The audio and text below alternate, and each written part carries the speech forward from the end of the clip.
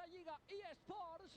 Benvinguts en aquest partidàs entre el Reial Club Deportiu Mallorca i el Getafe, el conjunt de Iago Barrasate, que ara mateix se troba en la posició 18 de la Lliga en zona de descens, i el Getafe de Bordalàs, sèptim en Lliga en 17 punts. El conjunt de Iago Barrasate, que avui encara aquest partit amb moltes ganes, abans d'aquesta aturada de seleccions, necessita guanyar el Mallorca.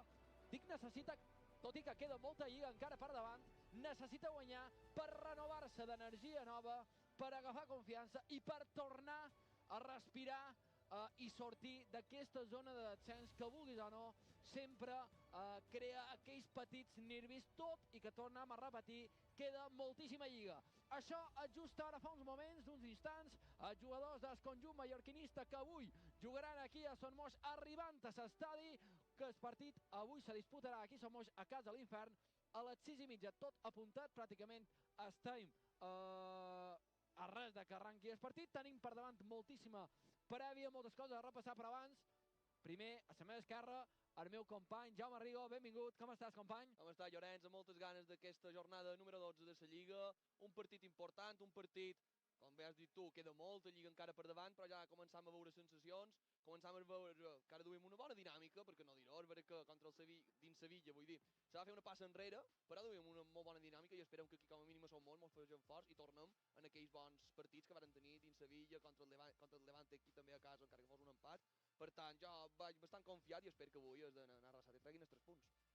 Important, classificació, per saber en quina situació s'hi troba el Getafe de Bordalàs i en quina situació se troba el Mallorca. Com han dit, el Getafe és sèptim Lliga en 17 punts, dels 11 partits jugats, 5 victòries, 2 empats i 4 derrotes, 12 gols a favor del conjunt de Bordalàs i 13 gols en contra. Li han marcat molt pocs golets. El Mallorca se troba a la posició 18 de la Lliga, en 9 punts de 12 partits jugats, 2 victòries, 3 empats i 6 derrotes, 11 gols a favor i 18 gols en contra. El Mallorca, que ja ho ha dit Iago Barrasate a la roda de premsa prèvia en aquest partit d'avui, el conjunt mallorquinista necessita posar un puntet més en el partit d'avui perquè no sigui el Getafe el que dugui el partit, que tingui, com podríem dir, no?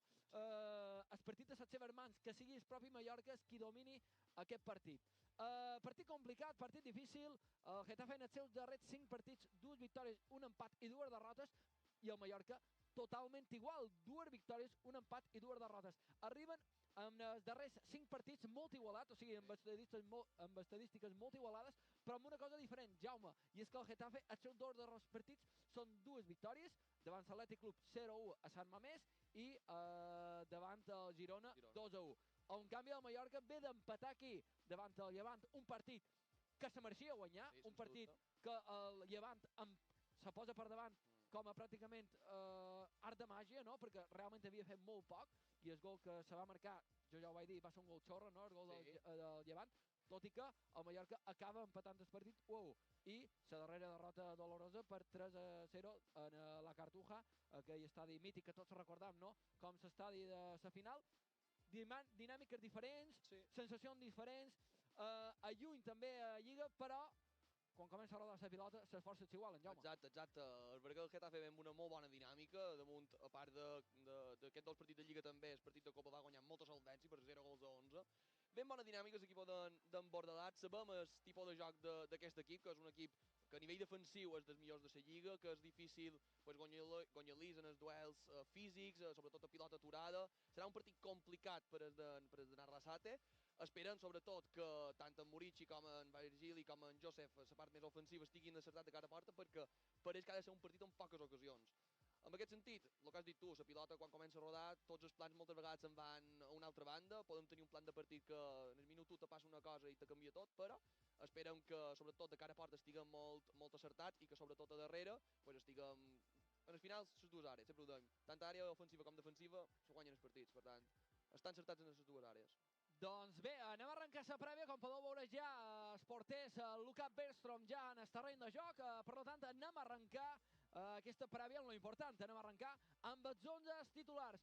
Primer de tot, per què no, anem amb 11 que avui Iago Barrasate treu a Son Moix en aquesta jornada 12, perquè porteria tot i que ja sabem que el Leo Roman continua lesionat i encara li queda bastanta estona, a la porteria estirà Luka Bergström, lateral dret per Pablo Maffeo, que pràcticament ja en d'uns quants de partits de titular i pràcticament s'ha fet amb el lloc de titular. Pablo Maffeo a la dreta, a l'esquerra un altre mític, Johan Mojica, el colombià, defensa central de dos per Antonio Raillo i Martin Balgenter, dos centrals, dos murs que continuaran sent els líders de la defensa central. En el mig del camp, Darder, Samu Costa i Omar Mascarell. Aquí hi ha un canvi. Morlanes, que havia estat el jugador que darrerament havia sortit de titular, avui serà Omar Mascarell. En l'extrem dret, Mateu Josef. A l'extrem esquerre, Jan Virgili. I com a home de referència, com a home rematador, qui no, sinó el pirata Vedat Muriqui. Aquestes són de titular del Reial Club Deportiu Mallorca. Jaume, un 11 pràcticament calcat en els darrers partits que han vist a Lliga, només en la diferència de Morlanes per Mascarell. Sí, que al final tu dius el centrocampista per centrocampista, però te canvia tot el sistema, perquè no és el mateix un Morlanes, que potser és més un interior, que un Mascarell, que potser sí que és més un pivot posicional. A partir d'aquí, pareix que Sonsa pot encaminar un doble pivot, Samu Costa, Omar Mascarell, i en sèrie de un poc més de llibertat a nivell ofensiu. Això és el plan de partit que podem preveure nosaltres des d'aquí. Haurà de començar, com hem dit abans, a rodar la pilota per saber exactament com se col·loquen, però pareix que passant d'un pivot com la setmana passada a dos i amb un Sergi Darder amb un poc més de llibertat de cara a porteria. Una cosa ràpida, avui juga Bergström, va jugar també Luka Bergström l'altre dia a la Cartuja davant el Betis, però ja ho va dir Iago Barrasate, no donarà pistes de que cada partit jugui Luka Bergström. Allà Pichu Cuellar, també Nil, efectivament, el tercer porter, o sigui, Bergström, Pichu, Nil, mai se sap qui pot jugar, o sigui, deixa la porta oberta a que possiblement pugui jugar qualsevol altre porter. Sí, al final la posició de la porteria és una de les més delicades, sempre ho dèiem, ja no només per diguéssim, per ritme de joc, sinó per sensacions. A veure que el debut no va ser somiat en Lucas Bergström a Sevilla. Avui hem de dir, debut aquí som molts, perquè sí que va debutar a la Copa del Rei a fora, va debutar contra el Real Betis a fora, però aquí som molts, que, si no m'equivoco, que és el primer partit com a titular del Lucas Bergström a nivell oficial. Per tant, veurem si en el dia d'avui el bo del Lucas està acertat i ens pot salvar més d'una ocasió. Aquestes són de titular que es jugarà el partit d'avui davant del Getafe per part del conjunt de José Bordalás, pues un equip també bastant mític, un 11 titular que sempre ha mogut molt poques peces. Per tant, anem a repassar-lo perquè porteria David Soria, el porter de sempre, lateral dret Juan Iglesias, lateral esquerre Diego Rico, defensa central Abkar i Domingos Duarte, i llavors en zona de mitjos Luis Milla, Arambarri, Àlex i Mario Martín, i a dalt Adrián Liso i Borja Mayoral. Això són de titular que mos dona la Lliga. O sigui, nosaltres ara mateix són que tenim els 11 que mos ha donat la Lliga. Anem a veure, perquè clar, com se col·loquen, si hi ha estrens, si no hi ha estrens. A dalt mos posen aquestes dues puntes, Adrián Liso i Borja Mayoral. Aquestes són de Bordalàs, equip rocós, equip complicat, equip que sabem que juguen amb molta intensitat, que guanyen molt de duels, ja ho va dir també Iago Barrasate a la roda de premsa prèvia en aquest partit, i també un equip que li han marcat molt pocs gols, perquè pràcticament, mira, 12 gols a favor, 6 els ha marcat com a local i 6 com a visitants, per tant se li dona bé, exacte, i 13 gols en contra, dels 13 gols en contra, 11 els han marcat de dins l'àrea, 2 de fora de l'àrea.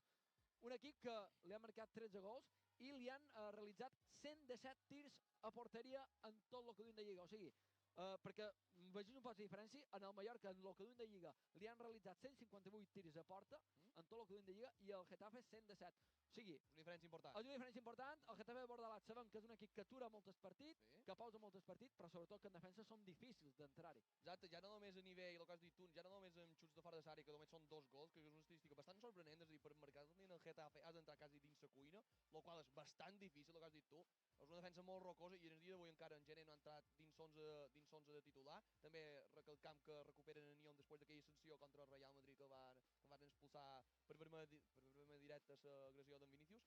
Per tant, sí, sobretot a nivell defensiu és molt complicat i a nivell ofensiu és perquè les estadístiques no estan allà, però en Borja Mayoral ja en moto, ja són 4 gols, també en Adrián Lee són 3, per tant, poques ocasions li han de donar perquè dins Sant Mamés va ser un partit així, un partit que la majoria dels temps el Getafe defensava, el Bilbao atacava, el Getafe en va tenir una, Borja Mayoral 0-1 i 3 punts cap a Madrid. Atenten els golejadors, també hi ha Borja Mayoral amb 4 gols, Adrián Luis amb 3 gols, però també atents a Luis Villa, jugador que du 6 assistències en 12 partits de Lliga. Per tant, molt atents en el Getafe que ja ni 7 a Lliga i que farà de distància moltes coses, per tant, molt atents. Dit això, nosaltres ara hem repassat un poquet aquest titular, hem repassat un poquet el que podem esperar, el que intuïm del Getafe, mentre veiem imatges ja del vestidor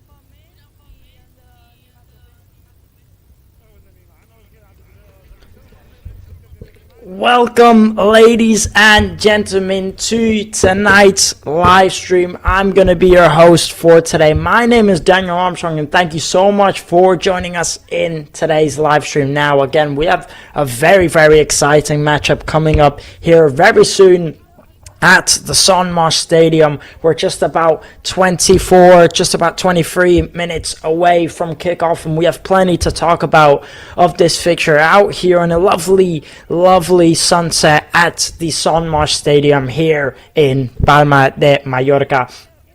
Now we have Real Mallorca facing up against a very tough team, a team that's in brilliant form at the minute, facing up against Getafe, the team located around the outskirts of Madrid. And they have come all the way here to the Estadio Sonmarsh to face Real Mallorca again in today's evening. And we've not got long before kickoff. We have plenty to talk about before the match. And again, we're going to be commenting the match during kickoff and the post-match, of course, and the player interviews and the Jacob Arrasate press conference. There's still plenty to talk about, so let's just dive right into it, and let's talk about the last time out for Real Mallorca, where they did face up against Real Betis away from home at the Villamarin Stadium, where the Brazilian winger Anthony took the lead very, very early on for Betis, scoring 2 goals and giving 1 assist all in the first half, causing an absolute nightmare for Real Mallorca in that first half. And let's just say a match to forget for Real Mallorca, losing 3-0 to Real Betis, and Real Betis keeping the 3 points at their own ground. The second half, a lot better than the first half, to say the least. At least no goals conceded, also no goals scored by Real Mallorca. But we're going to talk about that match a bit in detail here in a second. But we're also going to talk about some of the positives that came from that Real Mallorca side. Now, if you were with us during that matchup, during last week out up against Real Betis, again with a terrible performance and a terrible result for Real Mallorca, that winger Anthony was causing an absolute nightmare, the Brazilian right winger for Real Mallorca. And it's a shame because the start of the match was actually good from Real Mallorca. In the start, it was very 50-50 from both sides. Real Mallorca, they were putting on good pressure. They were building up good chances. It was actually looking decent for Real Mallorca, up until Anthony, around the 10th minute of the match, stepped up and scored, I will say, a beautiful goal from quite far out on his left foot. I think this Real Mallorca side, they can't be giving that much room that they did give to Anthony, knowing he can cut in on his left and hit it very well on his left foot, knowing that is his specialty. That is what he does most of the time, to score his goals. And I just think those Real Mallorca defenders gave him far too much room to be able to do whatever he wanted to do. The Brazilian winger that's come here from Manchester United, he got signed from Ajax for a high price tag of 100 million. He felt the pressure. He didn't have a good time at Manchester United. He's come here now. He's worn the green and white shirt for Real Betis, and now all of a sudden he's back to life with confidence, and he's looking very, very good. And I just think it's something Real Mallorca really lacked to notice, is the form that this man is in, and his specialty, cutting in with the left foot and getting those shots off. I just think Real Mallorca gave him far too much room, and Anthony did what he knows how to do. He cut in on his left and scored two beautiful goals in the first half, and then even went on to give the assist also in the first half to Ezalzoui. He gave a beautiful assist for him, and all he had to do was tap in the back of the net. So again, a terrible first half from Real Mallorca. Defensively, all over the place, constantly found out of position and just not marking their mans. And then offensively, in the first 10 minutes, it was good. Before Anthony scored the second goal in the 30th minute, it was actually looking all right. They were creating quite a few chances. But again, it was 50-50.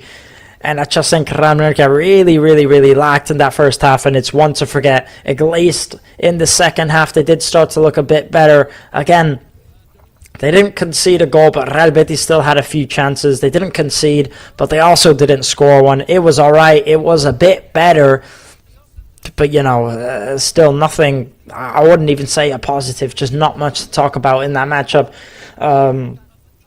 Just a performance to forget overall for Real Mallorca, and a nightmare that night. And a brilliant night, of course, for Anthony and the Real Betis fans, so fair play to them. Now, looking at that Real Mallorca side, there is one thing I will say. There is one positive, I would say, that could come from that last performance from Real Mallorca, and that is the man who's starting on that left wing out there today, is Jan Virgili, the youngster, the young 18-year-old that Real Mallorca signed this summer from the Barcelona Academy. He did have, in my opinion, a decent performance out there against Real Betis. I think all of those Real Mallorca players out there against last week out against Real Betis were poor, but just that Jan Virgili, I just think he's the only one in that Real Mallorca squad that I could say actually did alright and had a decent performance. He does have one of the most successful dribbling rates in the whole of the LaLiga division, a very impressive stat, and he just created loads of plays. He's very electric on the ball, he's very fast, the way he was cutting in, making chances, it was very good from Jan Virgili. He's been very, very impressive pretty much every match out, and he did put in a decent performance up against Real Betis. And I will say also Mateo Joseph, also another player who's had a decent performance up against Real Betis. He also played alright, but realistically I think everyone else out there was a bit poor up against that Real Betis side. Anyways, enough talking about the players. We're going to look at the stats for last time out in that Real Mallorca match. And it was 48% possession for Real Mallorca and 52% possession for Real Betis. So again, still a very decently equal matchup. As you can see, there's not a massive difference in the possession-wise. Now, if we look at shots for Real Mallorca, they had 13 shots and they only managed to get one on target. And I really, really do think that's something that really let them down last time out. Only managing to get one shot on target out of 13. It's, they need to be more accurate than that. It's something that they really need to work on. And they did have a chance or two to score a goal early on and later on, but they just couldn't manage to do it. And then for Real Betis, it's 15 shots and 9 on target. So, as you can see, a bit of a different story there when it comes to accuracy-wise. Almost getting more than half of their shots on target for Real Betis. And for Real Mallorca, on the other hand, only managing to get one on target. So, a bit of a shame to see the struggle from the offensive and the defensive last time out. So again, as I said, overall, just a terrible performance. Now, if we look at recent form from both of these sides, Real Mallorca have won 2 out of their last 5 matches, and Getafe have also won 2 out of their last 5 matches. But of course, Getafe have won their last 2 matches in a row. So, both of these teams recently a bit in similar form, but when we look at the table, it's a whole different story, and we're going to look at that now, as this Getafe side is having a brilliant season, a brilliant start to the season so far. We're going to go over that here right now. Now, Real Mallorca, for example, are currently sitting at 18th place with 9 points on the table, meaning they have drawn 3 matches, they've won 2 matches, and they've lost 6. So, a very, very poor start for Real Mallorca to the season, not the start that they did want. Sitting only 1 point away from the bottom of the table. So, again, it's been a bit of a nightmare. Just below them are Valencia, also on 9 points. And then at the bottom, I can't remember who is at the bottom. I believe it's Oviedo with 8 points, I believe. So, again, a nightmare start for Real Mallorca to the start of the season, which is strange when we look at the last few seasons that Real Mallorca have been having and how impressive they have been. We're going to talk about that in a minute too, but first let's take a look at how Getafe are doing, and they are currently sitting at 7th place with 17 points on the table, meaning they've won 5, they've drawn 2 matches, and they've lost 4. Quite an impressive start for that Getafe side to the season, I will say. Sitting all the way up there at 7th place, 17 points. A brilliant start to the season for Getafe, to say the least. And if you do take a look at the screen, you can check the highlights for the last time out for Getafe, where they did face up against Girona there at home for them at the Coliseum Stadium, where there was a lot of late drama action in that matchup, with Getafe scoring both goals in the last 18 minutes of the match. Girona did manage to get one goal back in the 94th minute, but unfortunately for them, it was nothing but a consolation goal as Getafe won the match 2-1, keeping the 3 points at home. A decent matchup last time out for Getafe, up against a Girona side who, again, that has had a very poor start to the season. They're slowly starting to look a lot better, this Girona side, but still, struggling, which is very, very strange when you compare them to last season, where they got promoted and they almost won the LaLiga division. So, a bit of a shame there for Girona, but again, they're slowly starting to get back into it. There's that second goal there for Girona, and as I did mention, for Getafe, and as I did mention, Girona did get a goal very, very much later on in that matchup, but unfortunately for them, it was nothing but a consolation goal, as they couldn't manage to get the draw or to get the victory for their side, and they did end up losing 2-1. So a decent result last time out for Getafe. They'll be very happy with that result, the side in blue, and they'll be coming here to the San Marcos Stadium in hopes of getting 3 points. They'll be very, very confident, as they've been in brilliant form, again sitting at 7th place with 17 points. They'll be coming out here looking for the victory, and of course Real Mallorca will be too, because of how poor really they have been, how much they have been struggling recently. So again, we're looking at two sides that are really wanting to get those 3 points out there today. And we'll see if Real Mallorca can finally get, a victory that they've much needed recently. Again, as it's just been so poor. It's been such a bad start to the season, which is such a shame if we compare it to last season. If we compare these two sides to last season, look at Getafe. They finished at 13th place with 42 points on the table. A very good result for Getafe. And right now, they're sitting at 7th place. So again, it's been a good few years. And for Real Mallorca, they finished 10th place with 48 points on the season. And now, this season, quite, almost at the second half of the season, they're only at 9 points, sitting all the way at 18th place. So it's been a very bad start for Real Mallorca. And for Getafe, it's been a very good start. But we are looking at two similar sides that are usually in very similar form, and two of these sides, I will say, have been having some very good last few years. So again, hopefully we can start to see Real Mallorca getting back into form very soon, where they belong, as they do deserve. They have proved to be a big side. They have proved that they do deserve to be up there with the big teams. Hopefully they can prove out here today with a win in front of the home fans, which is much needed recently, as it's just been very poor performance and very poor results. And I think these fans do deserve here a victory at home. But again, they're facing a very, very tough team, a team that's in brilliant form this season. So it's definitely not going to be an easy one for Real Mallorca out here today. Now we've just got about 10 minutes away before the referee puts the ball in the half of the pitch, blows his whistle, and we do get on the way. So we're just about 10 minutes away before kickoff here at the San Marcos Stadium. Do not go anywhere, because we still have plenty to talk about and much more to look over. And again, I think it's going to be a really, really close one. And we still got a few things I want to go over real quick before we get on the way. So do not go anywhere, and we're going to talk about that. So let's take a look at the last time that these two sides did face each other. That was all the way back out in May 2025, and that was here also at the San Marcos Stadium, where Getafe scored both of their goals in the second half in the space of just 9 minutes to lead the match 2-0. Kyle Ladin did manage to score a goal in the 93rd minute, but it wasn't enough to take the victory up against Getafe, as they did take home the 3 points, winning 2-1 here at the San Marcos Stadium. So a loss last time out. Real Mallorca faced up against this Getafe side, also here at the San Marcos Stadium.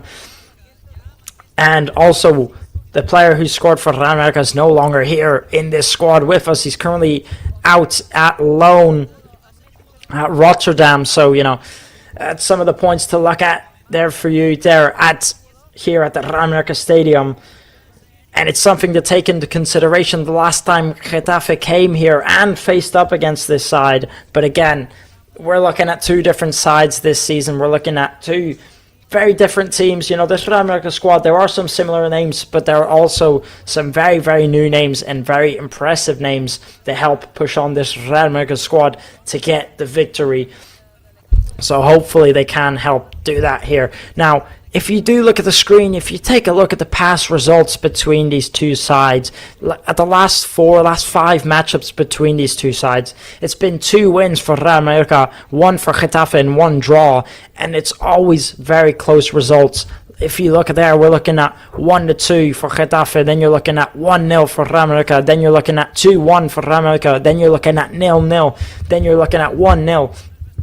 It's always very, very, very close results. It's never a goal fest when these two sides play each other. And we also don't usually get draws when these two sides face each other, as Mallorca and Getafe have not drawn any of their last 3 matches against each other. That's something to also take into consideration. It could be a very close one out here today, but unfortunately Getafe in brilliant form and Real Mallorca not so much. So I think it's going to be a bit more of a struggle for Real Mallorca, and that's something that this Real Mallorca squad has to keep in mind. They can't afford to slip up and make mistakes up against this side. Now, we're just a few minutes away from kickoff. You can see there's a bit of a light show going on here at the stadium. We can see the players, the Real Mallorca players, in their dressing room getting ready to go out there and to face the side up against blue. And something also, we have a bit of a change in the lineup as Bergstrom is making his second appearance in net this season and his second appearance in the LaLiga division, as his first match was up against that Real Betis side where, unfortunately for him, had a bit of the nightmare of a first match for Real Mallorca, of the first LaLiga match for him, conceding 3 goals, 2 of them to Anthony, 2 goals from outside of the box as well. So he's not had the start that he's wanted, but hopefully today he can have a bit of a better result, as Leo Roman is out injured for quite some time, up until about late December, and it's a big, big worry for Real Mallorca, as Leo Roman's a massive goalkeeper for this Real Mallorca squad. He's saved this team so many times. He's made some brilliant performances. He's had some big games. And Bergstrom now has the chance to finally prove himself, as he has quite some matches that he's going to be playing in a row here now. So he's really going to have to step up and prove himself, and it's not going to be easy. But, you know, this is his chance now to finally make the point that he's been wanting to prove ever since he got signed here this summer from the Chelsea under-21 squad, I believe. He's the tallest goalkeeper in the La Liga division, and Real Mallorca expect to see some big things from him out here today. And they do have to watch out, as this Getafe side does have some goal scorers, some dangerous players this season that have been in brilliant form. We're going to compare both of the goal scorers from both of these squads. For Real Mallorca, the maximum goal scorer this season is Vedat Muriqi. He's got 5 goals to his name, scoring for the last time about 3 weeks ago, or 2 weeks ago, I can't quite remember. Currently making him the 4th maximum goal scorer of the La Liga this season. And then for Getafe, we have Borja Mayoral, who's currently the maximum goal scorer for Getafe this season with 4 goals to his name. So Vedat Muriqi with 1 goal more than Mayoral. But again, this Getafe side still has some very dangerous players. Matters of fact, they have Luis Milla, who's got 6 assists to his name this season, and he's currently ranked first place for assists in the La Liga 2025-2026 season. So he's currently got first place for assists in the whole of the La Liga division. So again, this Getafe side does have some very impressive players that have been having some very, very decent performances. And they are a goal-scoring threat. Real Mallorca have scored 7 goals in their last 5 matches, whereas Getafe have scored a total of 15 goals in their last 5 matches. A very, very big number for Getafe, averaging about 3.5 goals in the last 5 matches. Per match, of course. It's absolutely brilliant from Getafe. And again, it's just a side that's been in brilliant form. It's a side that's not going to be hard to beat. But Real Mallorca really, really do need to get the victory out here today in front of these fans. They need to prove that they are trying their best. And I think, the result is important for Real Mallorca. They really need to crawl out of that relegation zone, as they do not belong there. But I think what could be even more important for Real Mallorca is putting in a good performance. I think recently we've not been seeing good performances. And I think that's the most important thing for Real Mallorca, is putting in a good performance. The result, of course, it's important. It's actually the most important thing. But I think a lot of fans get frustrated when they see that their team can't put in a good performance. And now we have Real Mallorca walking out of the tunnel here at the San Marcos Stadium. And just beside them is the Getafe side in yellow that have been in brilliant form, who are challenging Real Mallorca out here today for those 3 points. And we'll see which one of these sides is going to take home the victory, or if they will share a point each and take the draw.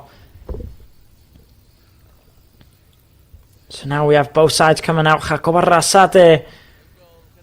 There he is, the Real Mallorca manager, dressed in all black.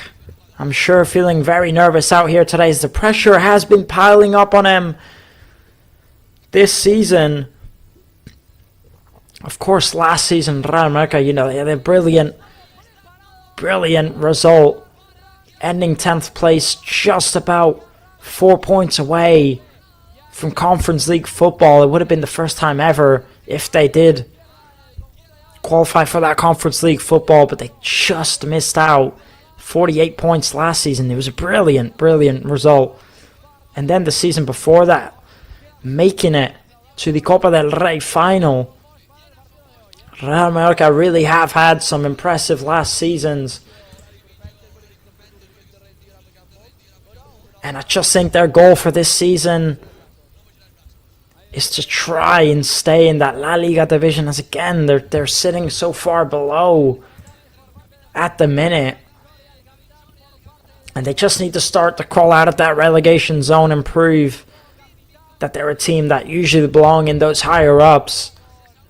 And it's a shame, last season ending top 10 and this season being all the way at the bottom. Real Mallorca really do have a long mountain to climb, but again, as long as they get out of relegation zone, that's at least a step closer to getting better.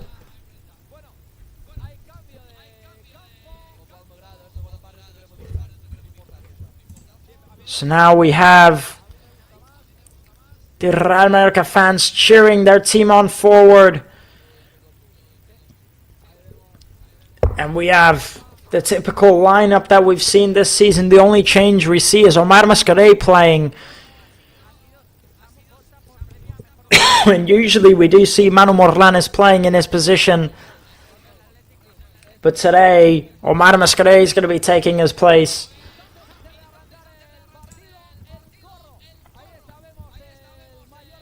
And of course, Getafe with quite some dangerous players also on their side.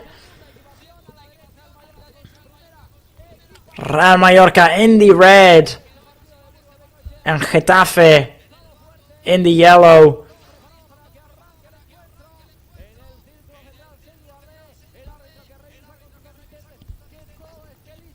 We have the assistant referees all ready for this matchup. We have the fans in the San Marcos Stadium cheering their team on forward.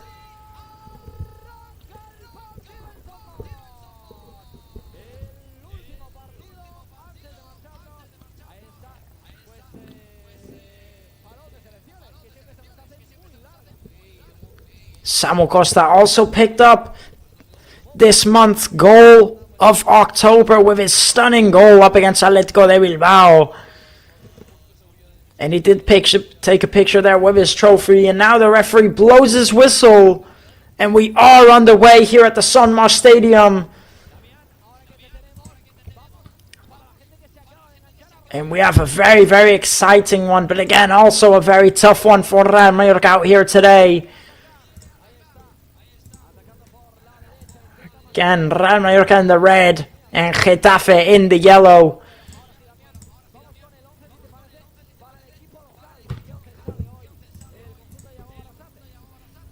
And looking at this Getafe side, they have some very, very dangerous names also for their side. Adrian Liso starting up front along with Borja Mayoral. Adrian Liso with 3 goals and 1 assist, and Borja Mayoral with 4 goals and 1 assist. So quite the number of goals and assists there up front for Getafe.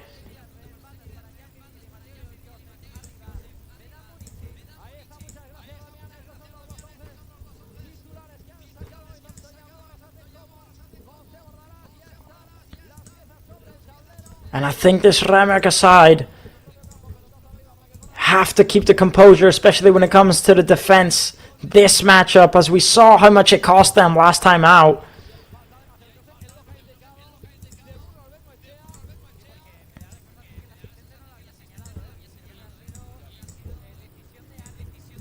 And now Mateo Joseph commits the foul. So now Getafe have the free kick in the first few minutes of this matchup.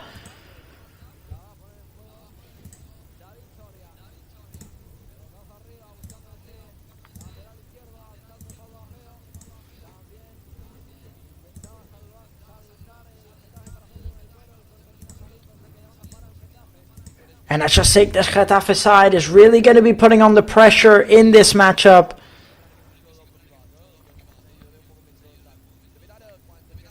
And Samu Costa and Omar Mascarell playing the 2 center defensive mids are really, really going to have to stay on their toes for this matchup, as I think those 2 center defensive mids are going to be a really important role.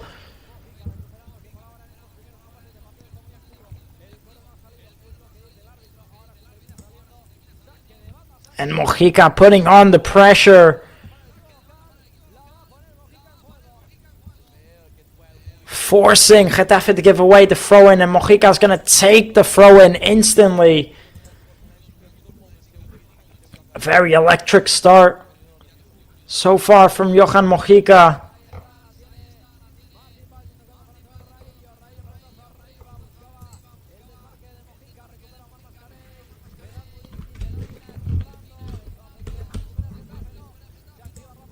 Now Vera Muriqi trying to bring the ball down.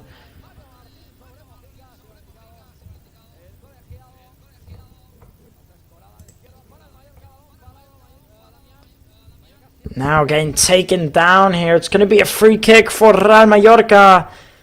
The first free kick for Real Mallorca in this matchup.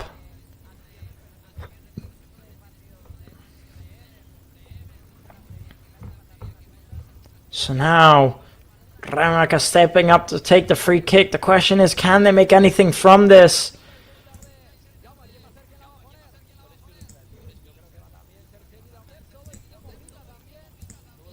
Mojica and Sergi Darder both stepping up.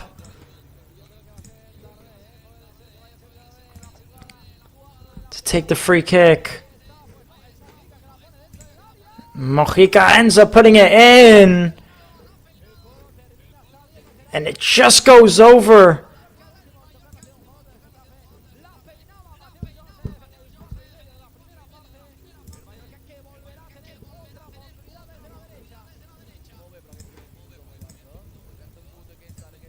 Good first few minutes there from Real Mallorca. And they are looking very decent so far in this matchup.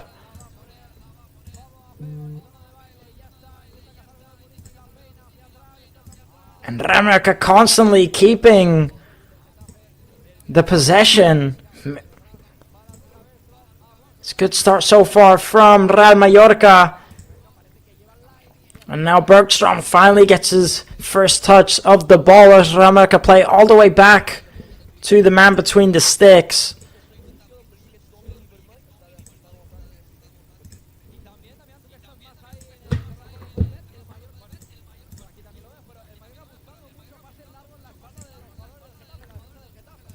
And Real Mallorca constantly looking to push forward so far, constantly pressing on the offensive as they should.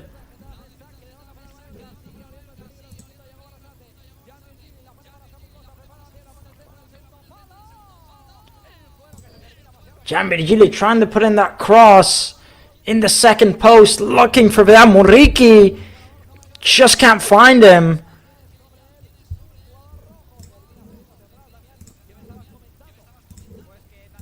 Good play there from Real Mallorca to start the matchup.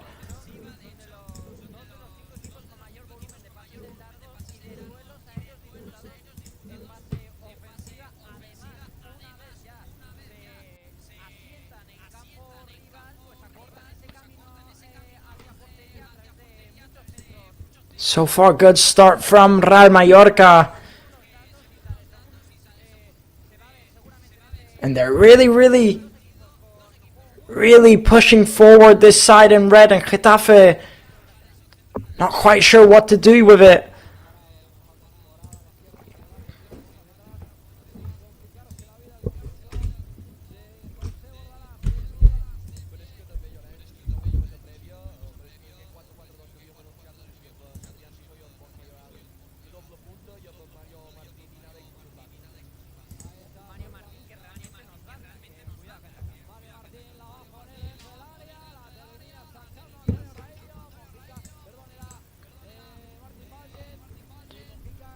Now Getafe finally pushing forward a little bit.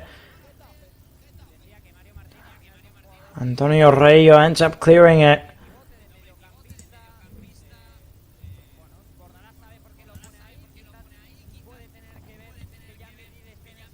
Good defending here so far from Real Mallorca, and especially good offensive play. They've really been pushing forward in these first few minutes. They've already created quite a few chances.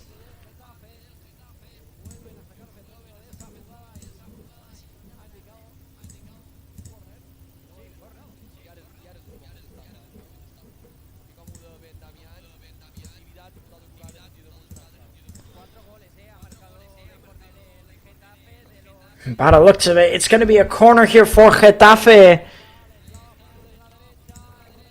And Real Mallorca need to stay on their toes, as this Getafe side have scored 4 goals from corners this season. They are a team that know how to score corners.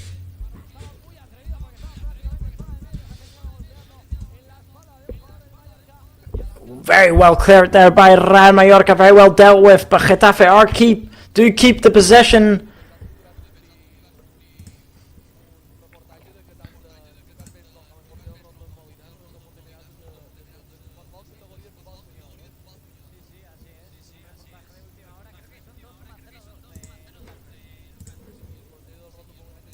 Fun fact, actually, by Lucas Bergstrom, the goalkeeper for Real Mallorca. He's the tallest goalkeeper in the whole of Spanish league football. He sits at 2 meters tall.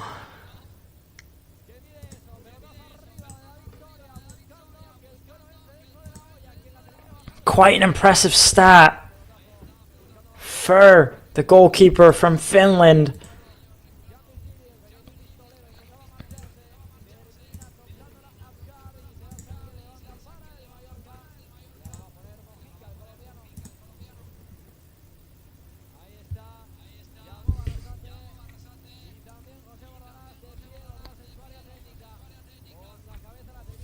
So now Bergstrom with the ball. He's going to play it in short, and Real Mallorca are going to play from at the back.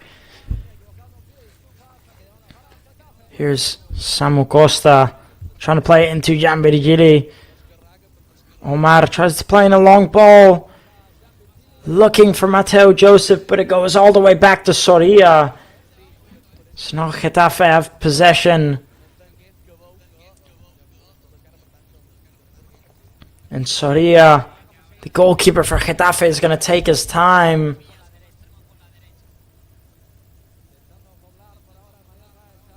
And now he picks it up. Soria trying to play it long. Jambirigili does well to bring it down.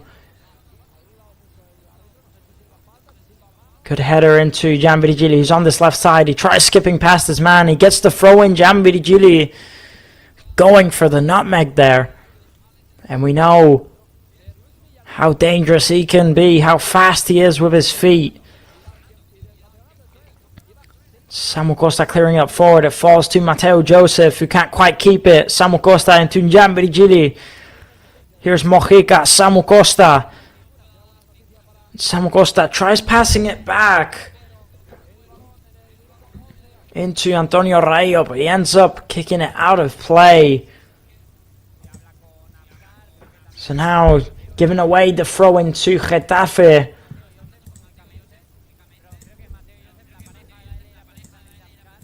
And now the play starts to slow down a little bit, luckily for Getafe, as it's been a strong start from Real Mallorca.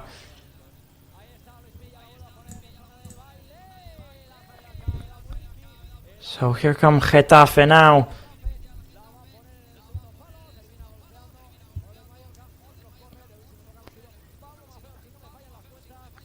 And Real Mallorca ended up committing the foul. It's Mateo Joseph. He just commits the foul there on Liso. Doesn't look intentional. Looks like he does go for the ball, but either way, he commits the foul. So now Getafe with a set piece play. Not too far out, but it does look like they are going to try and put the cross in. So now Getafe taking the set piece play. The referee blows his whistle, stops the play, as there's a bit of pushing and shoving going on in that penalty area box. He's just telling Mateo Joseph to watch his hands. Now Getafe again stepping up to put in the cross for the second time, putting it in. Vedat Muriqi leaps up and clears it. Getafe do keep the rebound, putting in the cross into that second post. It goes over the crossbar. There was a deflection, so it is going to be a corner kick for Getafe.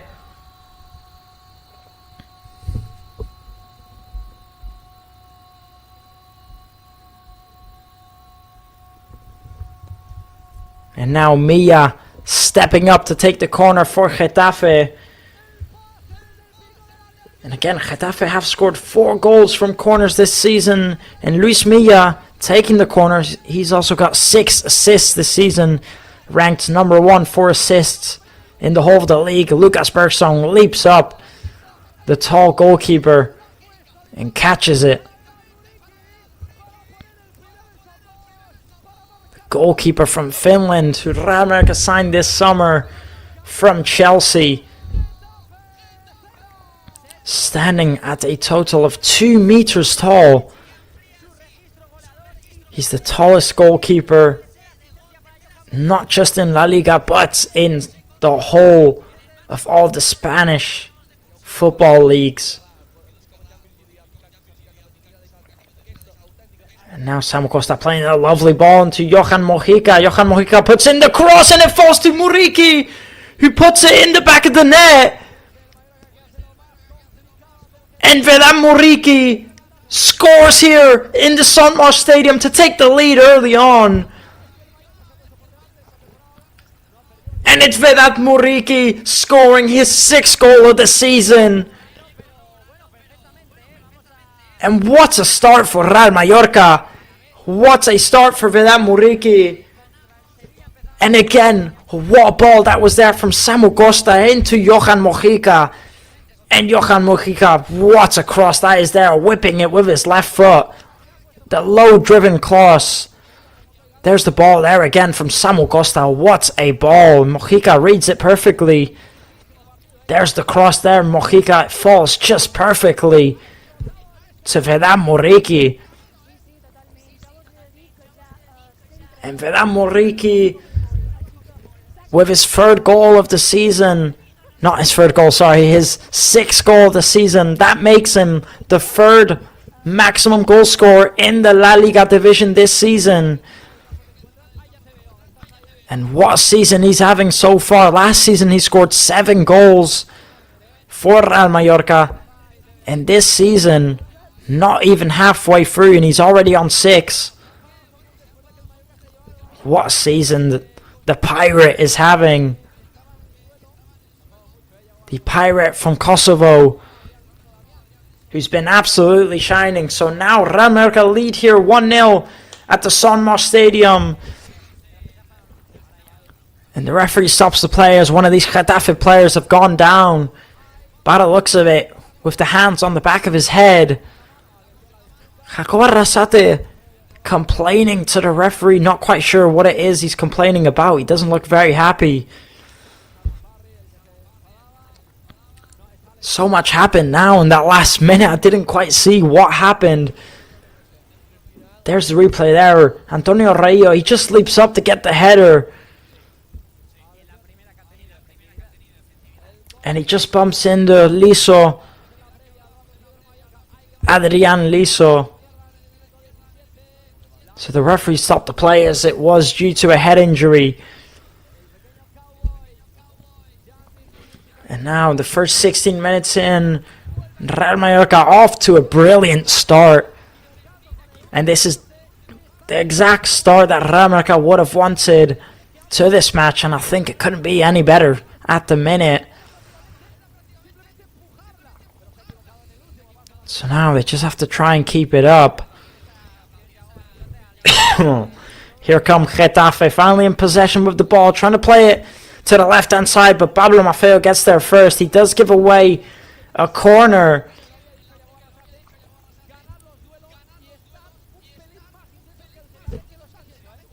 And now Pablo Maffeo, not wanting to give the ball away.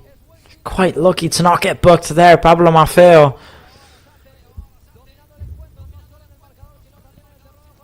So now Getafe are going to take the corner kick. And this time, it won't be Luis Milla putting it in. So now Getafe putting in the cross. Real Mallorca clearing it. And Gianvirgili chases down the rebound. He plays it to Mojica. Gianvirgili into Samu Costa. Good ball from Samu Costa into Mateo Joseph. He tries playing it forward into Sergi Darder. But Mateo Joseph, he just can't get the pass accurate enough. And it falls all the way to Soria. It was a good intention there from Mateo Joseph. I saw what he was trying to do. But he just couldn't get the pass on target. And now Pablo Maffeo committing the foul. The free kick is going to be awarded to Getafe. Committing the foul there on Sakaris Alex. And Pablo Maffeo, he needs to watch out. So far, most likely he'll be booked. Next foul he commits. And now Mojica committing the free kick. Not happy, claiming that the player dived. And Mojica very, very upset with the referee, claiming that he went down far too easily. And we've had quite the intense first half so far. Just approaching the 20th minute marker, and Real Mallorca leading here 1-0 at the Son Moix Stadium. So now Luis Milla putting in the set piece play for Getafe. It goes a bit too far. Trying to take the rebound. Vedat Muriqi goes down quite hurt here. Vedat Muriqi just went to clear the ball.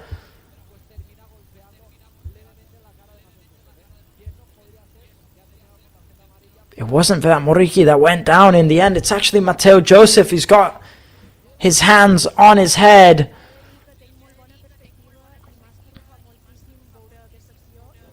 And hopefully he will be okay.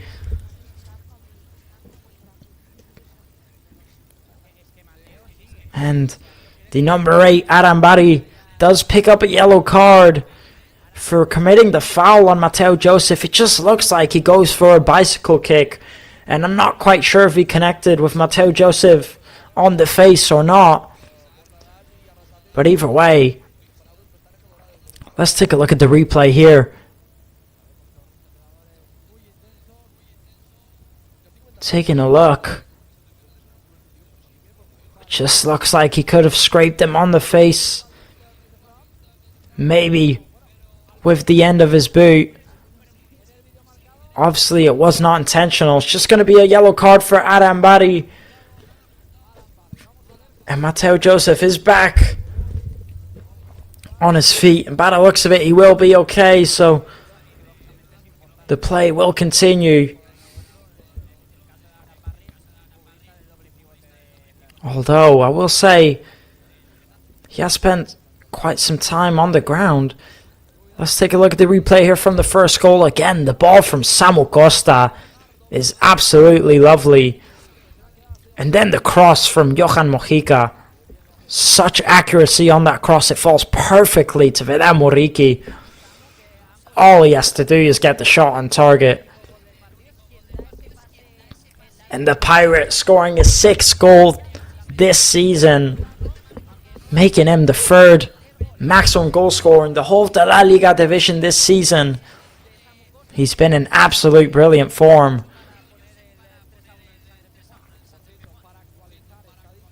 It's a beautiful goal from Real Mallorca, and they've had a brilliant start to this first half. They just need to keep it up until the end of the first half, of course. They can't afford to drop the intensity, as this Getafe side is known to score goals this season. 15 goals in their last 5 matchups for Getafe. Again, so Real Mallorca need to keep up the intensity. And there's Leo Roman in the stands of the match, watching his team play on, as he picked up an injury about 2 weeks ago, and he's going to be out until about late December.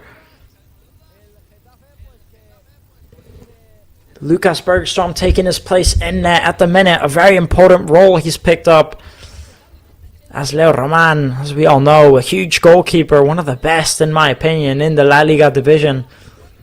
So Bergstrom's got quite the shoes to fill. So now here's Soria. Soria's going to play it up forward.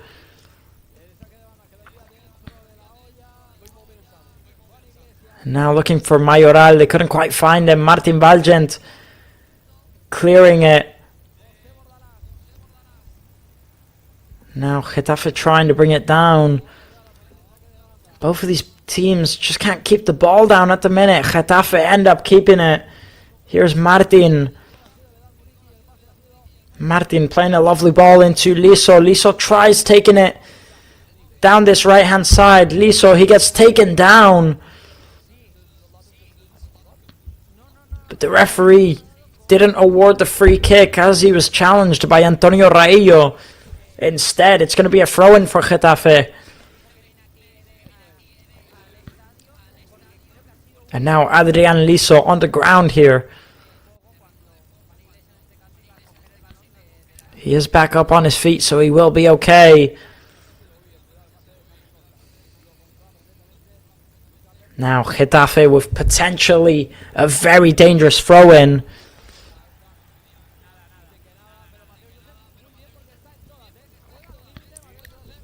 Not quite sure if that was a foul there from Antonio Reillo or not, but the referee didn't award the free kick.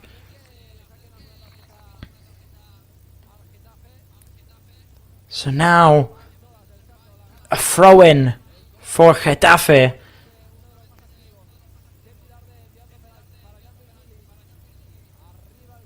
It's going to be Iglesias taking the throw-in, playing it into Adrian Liso. He tries playing it forward. Gianvirgili blocking the pass. It's going to be another throw-in for Getafe, the side in yellow.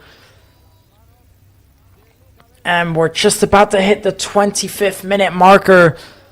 So there'll just be 20 minutes left to go before the end of the first half. And so far, a brilliant start from Real Mallorca.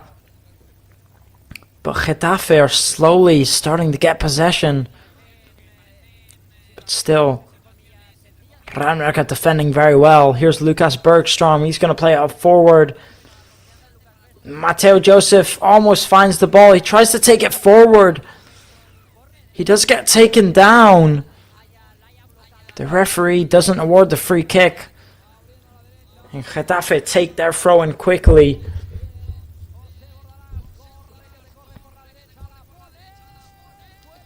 So now Soria playing up forward. Antonio Reillo gets his head there first. Samu Costa trying to play a long ball into Gianvirgili. Getafe end up clearing it. What touch that is there by Martin. Now Martin playing it back. Getafe putting in the cross into that second post.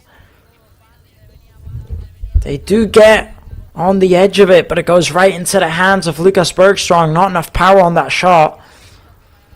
But a very good ball, very good cross from Luis Milla.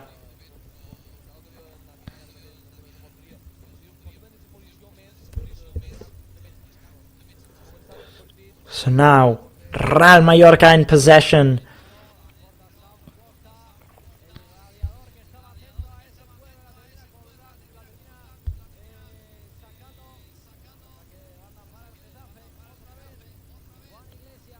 And Getafe end up intercepting the pass from Bergstrom, and they're going to take it forward.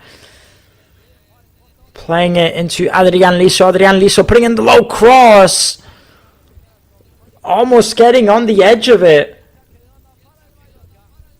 It was Arambari who almost got there. Luckily for Real Mallorca, he slipped. And it's going to be a goal kick for Real Mallorca. But this Getafe side now is starting to pile up the pressure. Real Mallorca, they can't afford now to start making mistakes or to give away anything silly, as they've had a brilliant start so far to the first half. But I just think this Getafe side is now starting to look a bit better. Now here come Getafe down this right wing. It's Adrian Liso. He did have Martin overlapping him, but Samu Costa defended very well.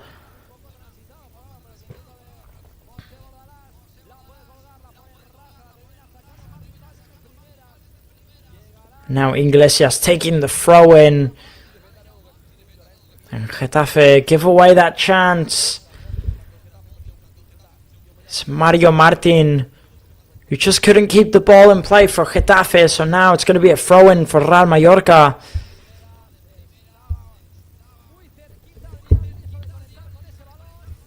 There's Dani Rodriguez also in the stands watching his team play along.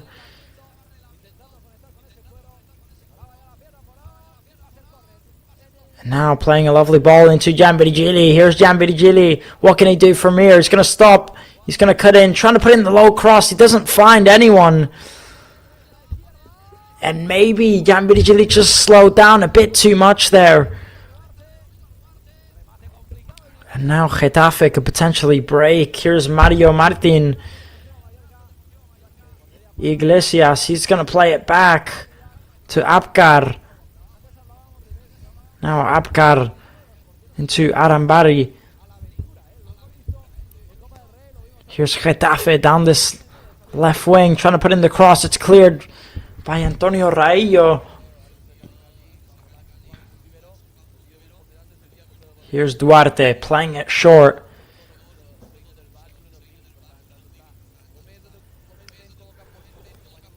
And now within these last few minutes, Getafe have really started to gain the possession. And they're starting to take control maybe a little bit of this matchup. But as long as Real Mallorca keep on defending well and just hold on until the end of the first half, I think that's all they need to do. That's all they need to focus on. Now Luis Milla to put in the cross for Getafe, putting it into that first post. They can't make anything from that. Getafe goes flying over that crossbar. So it's going to be a goal kick for Real Mallorca. And we've just hit the 30th minute marker, 15 minutes left to go. And so far a good start for Real Mallorca, but also for Getafe within these last few minutes.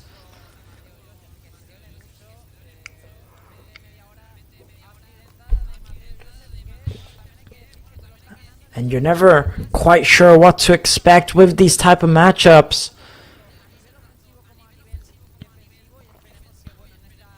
Here's Jan Virgili, who did well to keep possession of it. He ends up losing it and giving it to Adrian Liso in quite a dangerous position. Here's Adrian Liso trying to drive forward.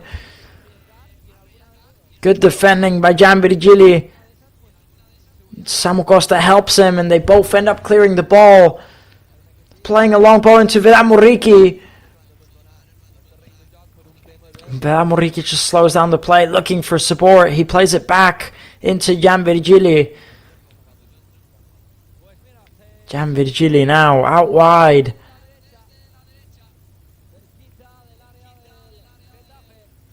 And Mateo Joseph, he's gone down on the ground here. And he looks quite hurt. And now looks like the referee is going to be having a word with someone.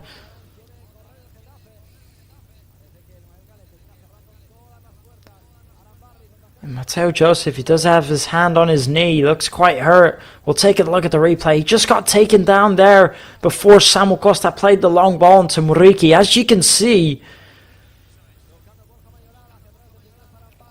the referee did end up awarding a yellow card to someone. We didn't quite see it as they were showing the replay. The question is, who did he award the yellow card to? Who has been booked? And it was Apcar, the number 3, the centre back for Getafe, that ended up picking up the booking, I believe, for the foul on Mateo Joseph. But the referee ended up awarding a later on foul committed on Real Mallorca. So now they have a set piece play and Sergi Darder is stepping up to take it.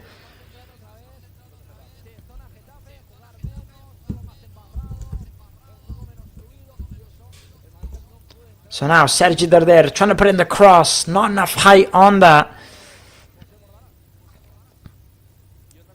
Now Getafe could potentially break on the counter-attacking play. Arambari. Good play from Arambari to help push his team on forward. Here come Getafe down this right-hand side. Arambari playing it out wide.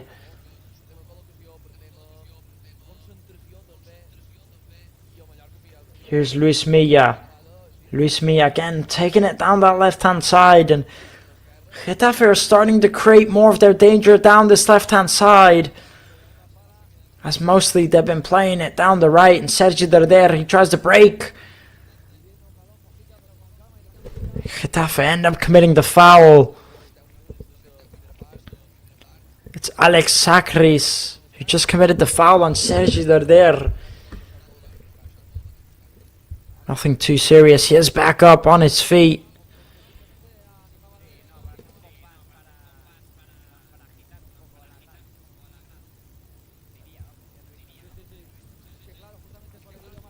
So now, Lucas Bergström to take the free kick for Real Mallorca. 34 minutes in here now, so 11 minutes left to go before the end of the first half. Plus whatever's added on in extra time. Mateo Joseph chases the ball down. He ends up committing the foul. And he's been very frustrated, Mateo Joseph, in this matchup so far. Especially with the referee.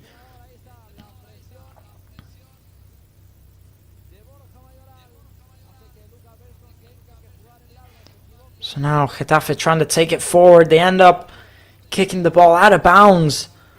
Looking for Adrian Liso. So now it's going to be a throw-in for Real Mallorca.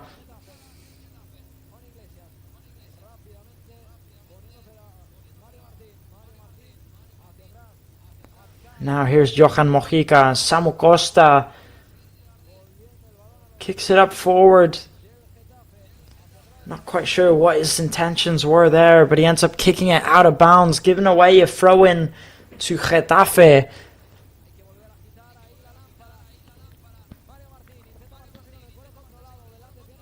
So now Iglesias taking the throw-in, and Getafe end up giving away a throw-in.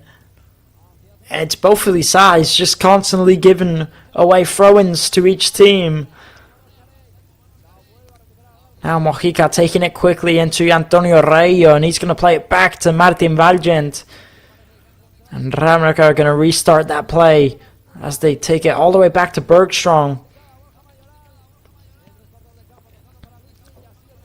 And I will say one thing about Lucas Bergstrong: every play, every time he's had the ball to his feet, he really seems to struggle to pass the ball out forward.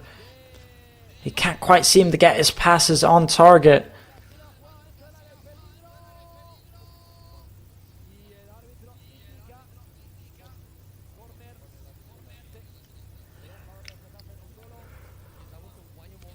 Now Getafe taking it all the way back to Soria. Soria, he's going to play it to Rico. Here's Martin. Martin into Adrian Liso. Adrian Liso decides to take it on himself. Good play from Adrian Liso. Now Getafe are going to switch out to the left-hand side. Here's Sancris trying to put in the cross. It's blocked by Real Mallorca. Getafe driving forward again.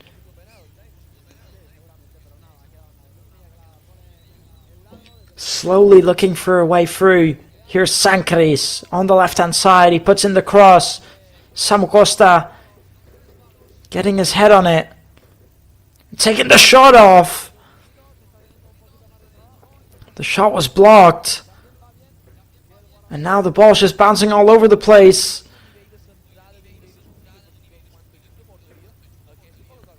And now it's going to be a corner kick awarded for Getafe. And a very dangerous chance there for Getafe, and Real Mallorca getting very, very close to conceding. Omar Mascarell with the lovely block.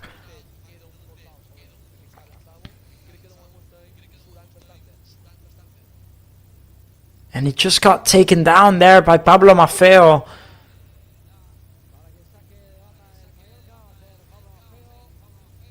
Just the elbow just connects with his head.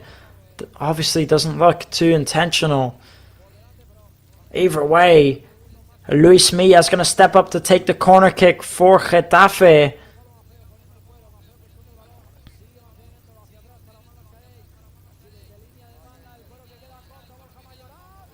Taking it quickly, playing it short, trying to take the long shot off. Good save from Lucas Bergstrong. As it did go straight at him, he did manage to catch it. So now Lucas Bergstrong taking it quickly.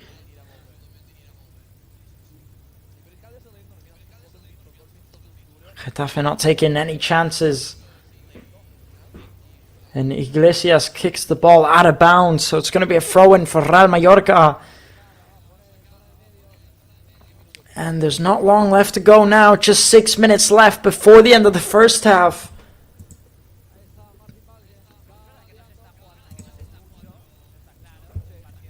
And it's 44% possession for Real Mallorca so far and 56% for Getafe.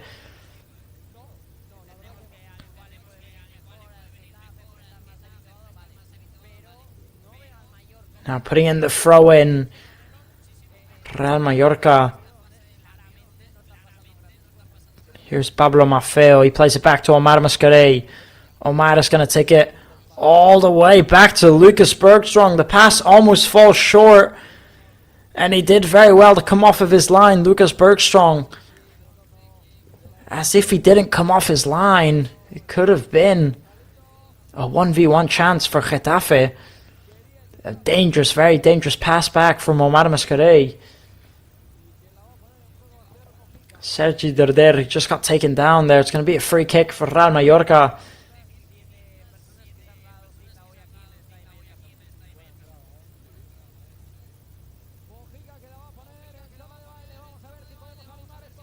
So now, Real Mallorca taking the free kick. Gianvirgili tries to head it on forward. It goes out. It's going to be a throw-in for Real Mallorca.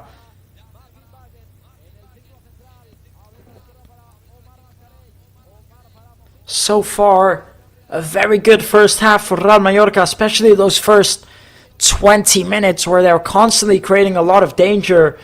And of course, the goal by Willem Moriki to take the lead.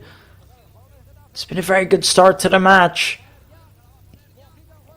Of course, Getafe have started to look better the later we've gotten into the match. And they are a very dangerous goal-scoring side, this Getafe. So Real Mallorca really need to stay on their toes.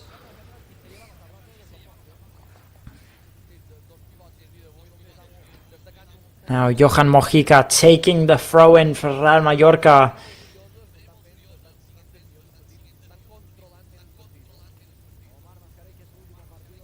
Johan Mojica into Gianvirgili. Gives it back to Mojica. Mojica tries putting in the cross.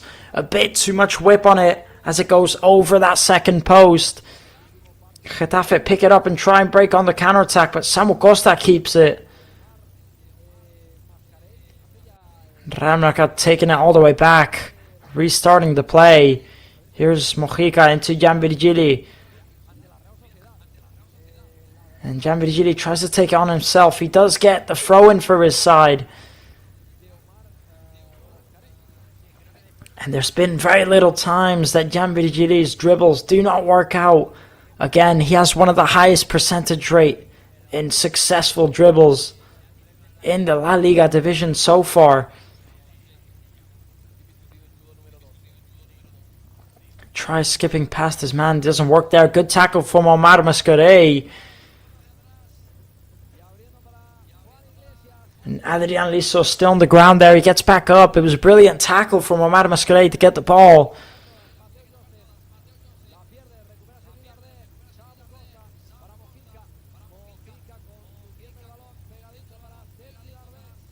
Now, here's Bergström. Bergström into Samu Costa. Samu Costa playing a long ball into Gianvirgili. Getafe end up clearing it. Good defending by Raillo. Now 43 minutes in. So just 2 minutes left to go. Plus whatever's added on of extra time. I don't think there'll be much.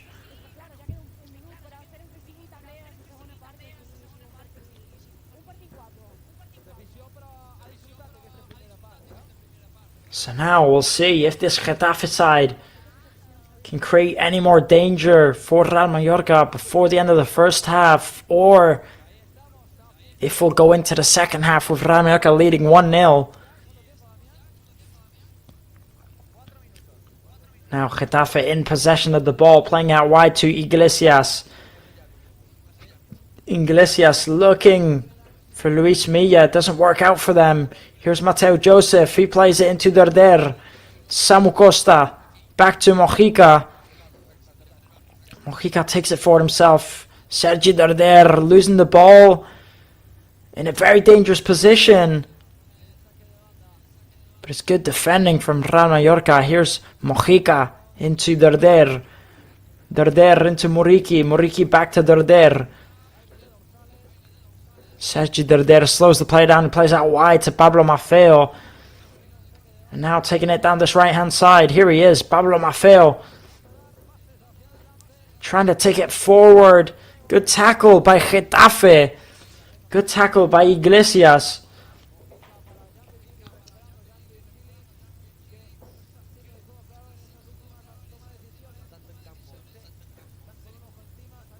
And it's good defending from Alex Sancris to stop Pablo Maffeo. And it's going to be a goal kick here for Getafe. So now Soria taking the goal kick. And looks for something to happen before the end of the first half. We've just hit the 45th minute marker. And there's going to be a total of 4 minutes added on before the end of the first half. As there has been one goal in this first half, and there's also been, I believe, quite a few injuries of these Getafe and Real Mallorca players being on the ground so often. So now Getafe have the throw in Real Mallorca's half of the pitch.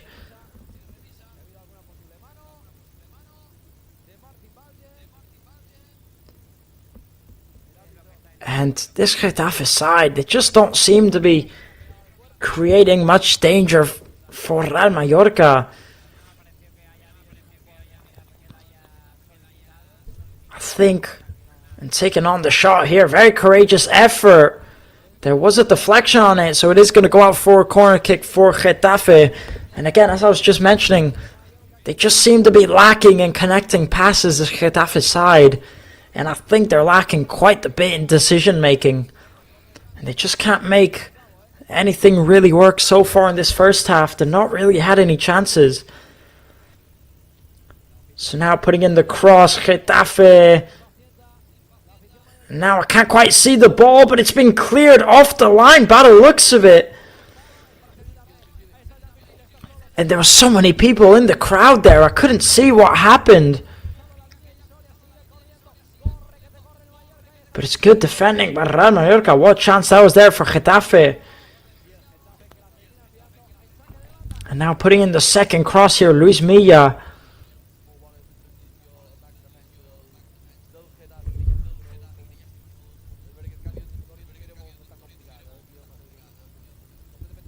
And what's going on here? By the looks of it, the referees stopped the play before Getafe take the corner kick. They were checking for a potential handball, but nothing comes from it. So Getafe are going to take the corner kick here again. Trying to take the shot on. It's blocked by Pablo Maffeo. But then Muriqi ends up clearing it. And it goes out of bounds again for another corner kick for Getafe.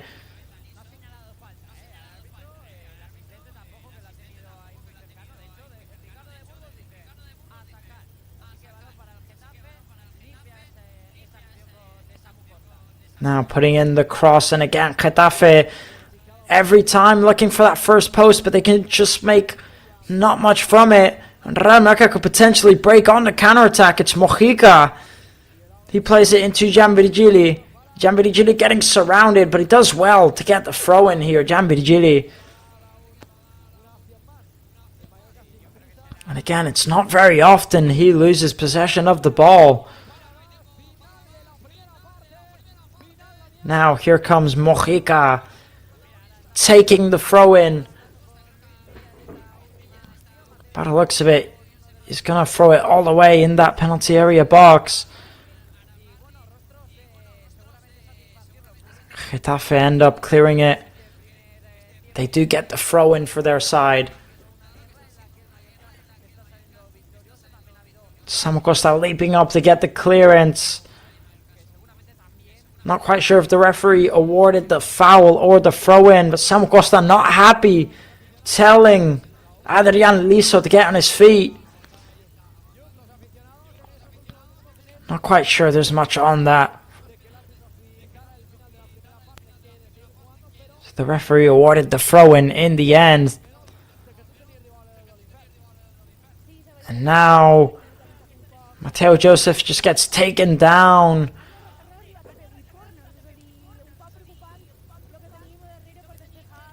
But I believe the referee blows for the halftime whistle. And that is going to be the end of the first half here at the Estadio So Much. And a very positive first half for this Real Mallorca side.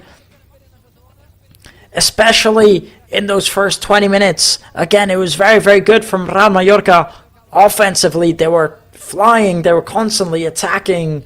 They didn't really let Getafe have the ball in those first 20 minutes. And they went on and they got the goal early on. By the way, a brilliant goal. A lovely goal from Real Mallorca to score very, very early on. And again, a brilliant first half from Real Mallorca against a tough Getafe side who have been doing very well this season. And again, Real Mallorca, they're putting in a brilliant performance. Getafe, they started to look a bit better after Real Mallorca scored their first goal. But either way, Real Mallorca have been defending very well. They've still been attacking that much. And Getafe, they do look very, very lost. They just can't really seem to make anything work. Their passes, they're not connecting well with each other. The decision making hasn't been good. And they've just not been dangerous at all, really, for Real Mallorca. So again, a very positive first half for Real Mallorca.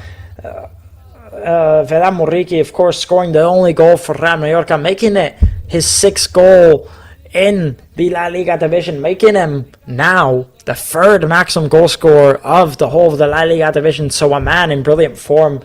And we'll see if he can do any more in the second half, as there's still a whole second half to go. So again, we're going to go on a quick break and we'll be back very shortly. Do not go anywhere, as we still have much more to talk about. And again, one quick little break and we'll be back very, very soon.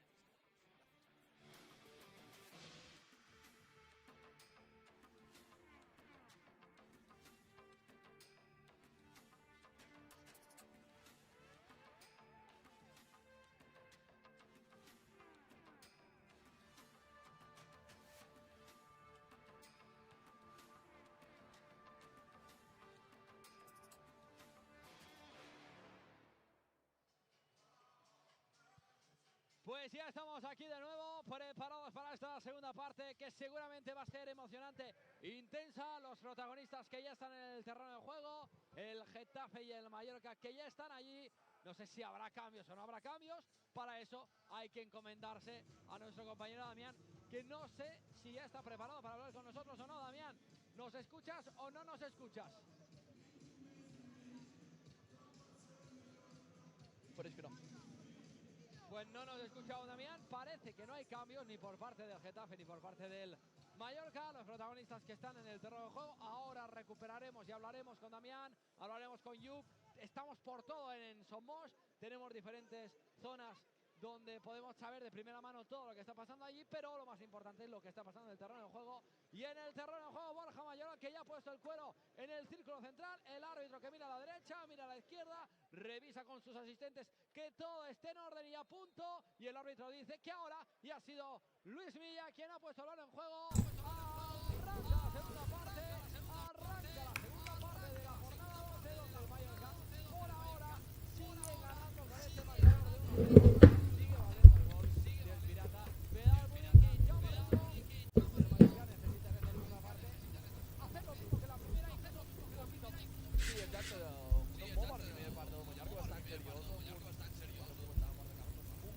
And we're back after that quick break. Ladies and gentlemen, we're getting right into the second half as the referee has blown the whistle for the start of the second half. And a brilliant first half for Real Mallorca.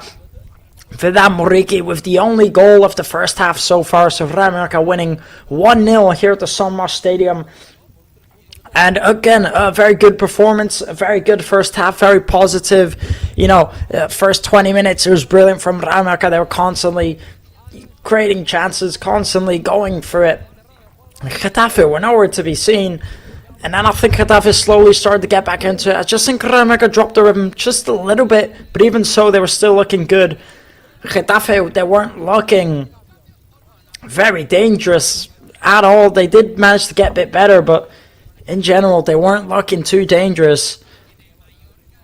So again, yeah, a brilliant first half for Real Mallorca, and Vidal Moriki with the only goal of the matchup. That's 40 goals for him now in LaLiga football. So 40 goals for him in his LaLiga career, and 6 goals for him this season for the Pirate, who, as we know, has been in brilliant form this season. He's been very dangerous. And Rico trying to put in the cross into the second post, but it just goes flying out. So it's going to be a goal kick now for Real Mallorca. And again, last season, Vidal Moriki scored 7 goals for Real Mallorca, making him the maximum goal scorer last season. And this season, he's already on 6. So he has the potential to possibly break through and break his record.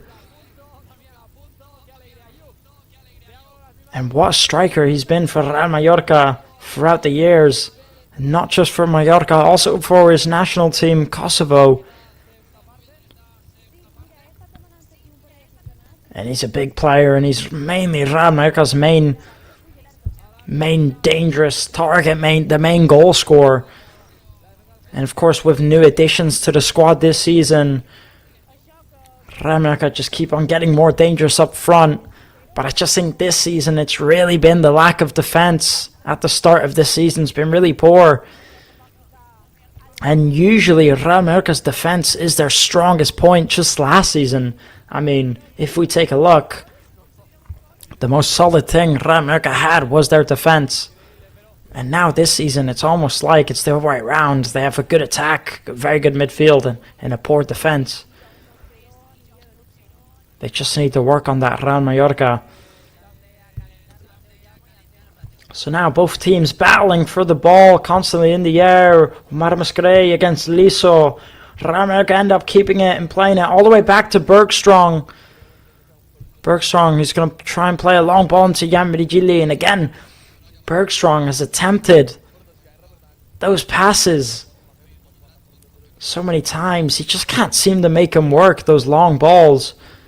Something he really does need to work on. And now Samuel Costa skipping away, possibly for chance, trying to put in the cross. It was blocked by Getafe. Sergi Darder trying to intercept the pass. Martin Valgent ends up committing the foul, so it's going to be a free kick for Getafe. And Getafe take it quickly. It's Martin who plays it back.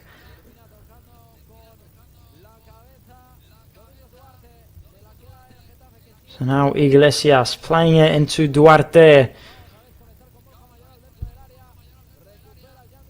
Duarte out to Rico. Here's Rico. He plays it into Sancris.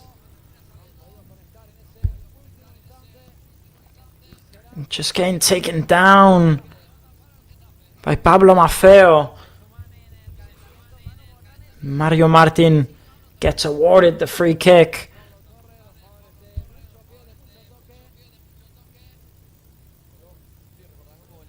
No substitutions made for either of these sides so far. 49 minutes into this matchup. And again, Getafe giving away the ball in there, and they've been very poor. I think Getafe this matchup, I think they've been all over the place. They've really struggled with keeping possession offensively, especially taking it forward. They just can't. They don't seem to be understanding each other. They don't seem to be connecting well. But we do know that this Getafe side has been very dangerous this season. They've scored 15 goals in the last 5 matches, and they are sitting at 7th place. Already on the table with 17 points. So they've been in brilliant form, but this match they just don't look like their usual selves. And Real Mallorca have been the better side by far. But again, there's still the whole second half to go. And I just think Real Mallorca have to keep up the intensity. They can't let their guard down in this second half, or I think Getafe could switch on at any minute. Now Adrian Liso taking it down to this left-hand side. He can't keep the ball in play. He goes out. So it's going to be a throw-in for Real Mallorca.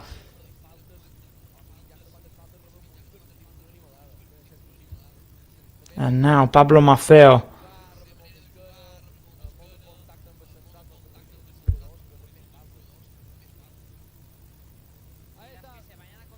Looking for Vedam Muriqi. They can't bring it down, and now Luis Milla playing it into Iglesias. Iglesias down the right hand side trying to put in the cross. It's cleared by Samuel Costa. The rebound falls to Sergi Darder, who tries taking it forward.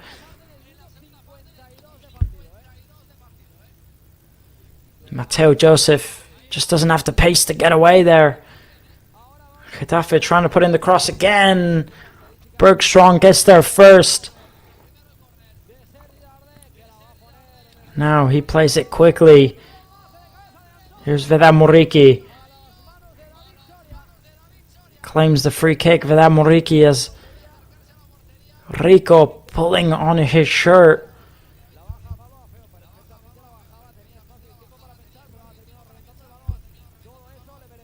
Lovely little nutmeg there by Mateo Joseph. He just didn't have the pace to skip past his man.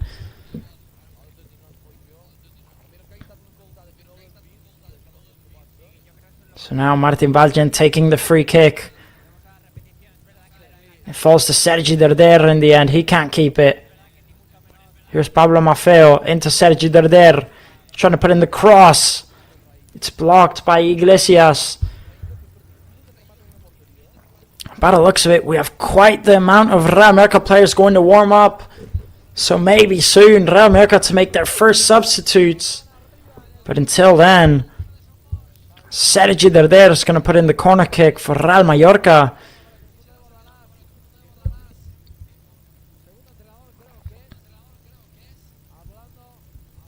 So now Sergi Darder putting in the cross into that second post.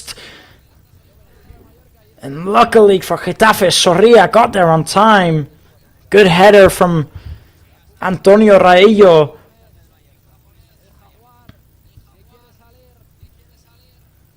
Now booting it up forward, and Moriki could potentially bring it down. The referee ends up blowing his whistle and awarding the free kick to Getafe. As he just hits Duarte, as you can see there, with his elbow. There's the header again from Antonio Raillo. Soria was just well positioned for that header. Not enough power on it from Antonio Raillo.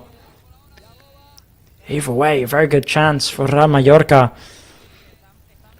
So now Soria taking the goal kick.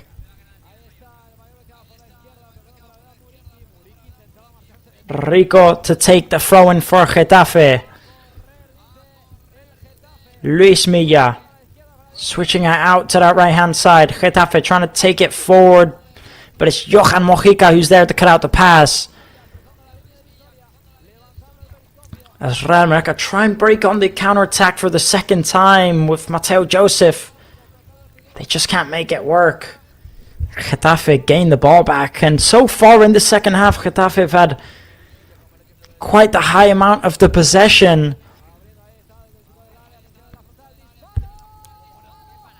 Real Mallorca had a very good first half. They just need to try and keep up with that intensity that they had in the first half of the match. So far, they're definitely starting to drop the rhythm a little bit, allowing Getafe to slowly get back into this one. So now Bergstrom's going to take the free kick for Real Mallorca.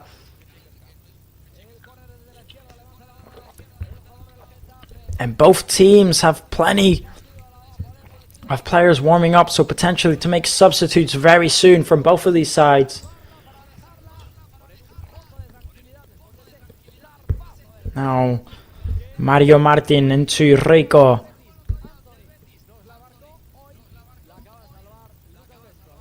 Here comes Luis Milla.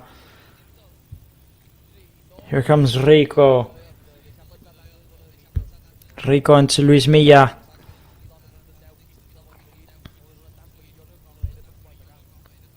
Luis Milla is going to switch it out to that right hand side. Driving forward here, Getafe taking on the shot! And a big save by Bergstrom. And very big clearance by Antonio Raillo. What chance that was there for Getafe. And it's Sancris who gets the shot off. What a shot. Very, very powerful. Big save by Bergstrom. And Antonio Raillo was there to clear the ball. So now it's going to be a corner kick here for Getafe. Luis Milla putting in the cross in. Lucas Bergstrom gets out and gets his fists on it. He's having a good match so far, Lucas Bergstrom. Definitely better than last time out, as he had there for his first half. For his first match of the La Liga division, his debut match for Real Mallorca in the La Liga division, where he conceded 3 goals in the first half. And this is his second match, as Leo Roman is out injured for Real Mallorca until late December. A big, big blow for Real Mallorca. So Lucas Bergstrom, the second goalkeeper for Real Mallorca, has to step up and fill in his boots. But so far this match, he's been very good.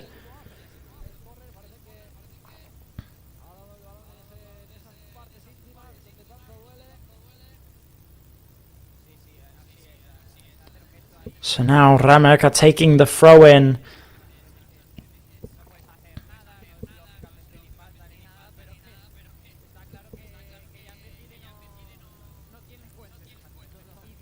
Can't make anything from that. Getafe do well to take it all the way back, and they're going to try and play it forward. Samu Costa cuts out the pass, but the referee blows his whistle and claims that Samu Costa fouled Sancris there. Maybe just hits him with the toes of his foot. Samu Costa there on Sancris.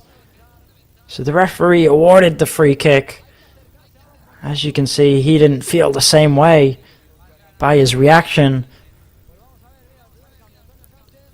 So now Getafe take the free kick quickly and they play it down that right hand side. The referee stops the play as it just looked like the ball hit Gianvirgili in his sensitive parts of his body. Sancris just trying to put in the... Oh, right where it hurts. It hits him right there. I felt that one before. So now Getafe to put in the corner kick.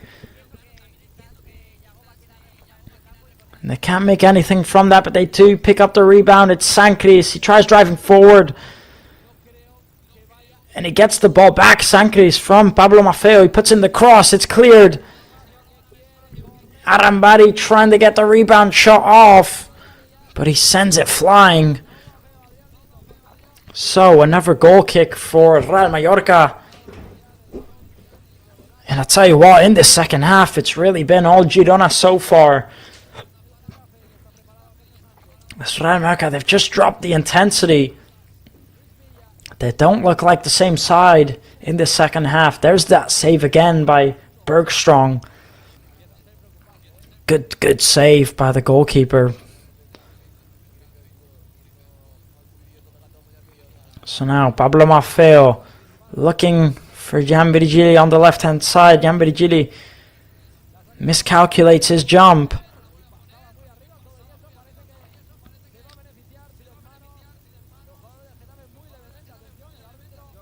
And Real Mallorca putting on a bit of offensive pressure as Getafe play from out the back and trying to skip past Sergi Derder. He does very well to get the ball back, Sergi Derder. Lovely little back heel into Omar Mascaré. He ends up losing it. And a good ball into Adrian Liso. Pablo Maffeo defending. It's Adrian Liso. He plays it back to Luis Milla. Out wide to Rico. Rico putting in the cross. Omar Mascaré there to cut it out. But by the looks of it, Real Mallorca are going to be making their first substitute very soon. It looks like Antonio Sanchez is getting ready. Now Getafe are going to step up to take another corner, as the cross was deflected by Sergi Derder.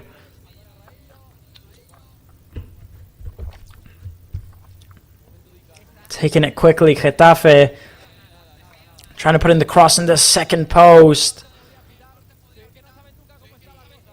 And the ball goes flying over that second post. Arambari claiming a handball from Johan Mojica in the penalty area box. Let's take a look at the replay here. It does hit his hand, but I'm not quite sure if Arambari just shoves him. So I don't think that would count. Because it just looks like Arambari pushes him, so he puts his arms out in a natural way, reacts to the shove, and it just bounces on his arm. I don't quite think that would be awarded as a handball, but again, I'm not quite sure what the rules are for certain type of occasions like that, but I'd be surprised if it was awarded for Getafe. Either way, the referee's telling the players to back away. Let's take a look again.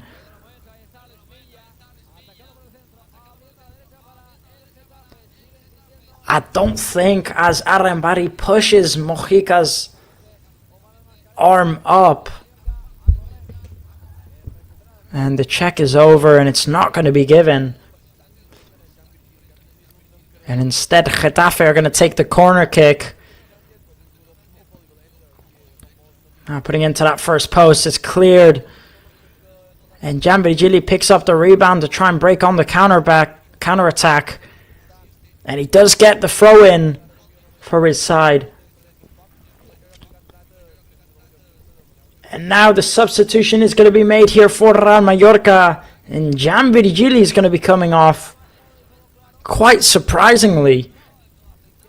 And Antonio Sanchez comes on to replace him. Real Mallorca looking to go more defensive by the looks of it.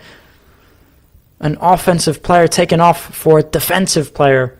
But again, I'm quite surprised by that decision. Jan Virgili. But either way, that's what Jacob Arrasate has decided to do. Good tackle by Samu Costa. The rebound falls to Luis Milla. He's going to play it out. Down this right-hand side, trying to put in the cross. And Antonio Sanchez clears it. Now Getafe have it. And it's Abkar. He's going to play into Duarte.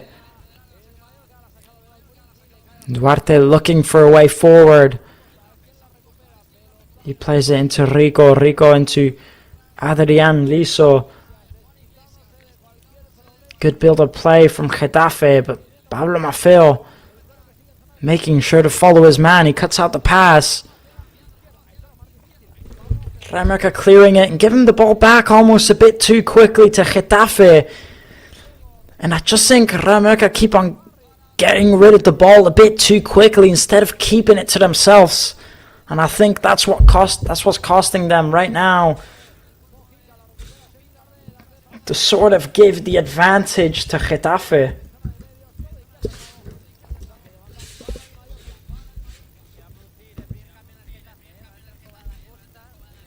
It's good defending by Pablo Maffeo. And there he is, Jan Virgili, the man who's just been subbed off for Antonio Sanchez. Brilliant player he's been this season for Real Mallorca. By the looks of it, Getafe are also going to be making some substitutions very soon. The corner is cleared here by Vedam Muriqi, who leaps up and he gets his head on it. Again, Getafe playing all the way back, and every time Getafe lose the ball, they seem to get it back just a few seconds later. And they always play it all the way back to their center backs every time. They just restart the play. So maybe Real Mallorca, they need to just try and keep the ball to themselves for a bit. They just try and get rid of it a bit too quickly, I think. Now Johan Mojica defending up against Sancris. Blocks the cross and Sergi Derder gets the rebound. He plays it into... Well, he tries to play it into Mateo Joseph. But Abkar cuts out the pass. So it's going to be a throw-in for Real Mallorca. And just 25 minutes left to go before the end of the second half and before the full-time whistle. And so far, it looks like Getafe are taking a step closer to getting that equalizer every time. So Real Mallorca really need to stay on their toes.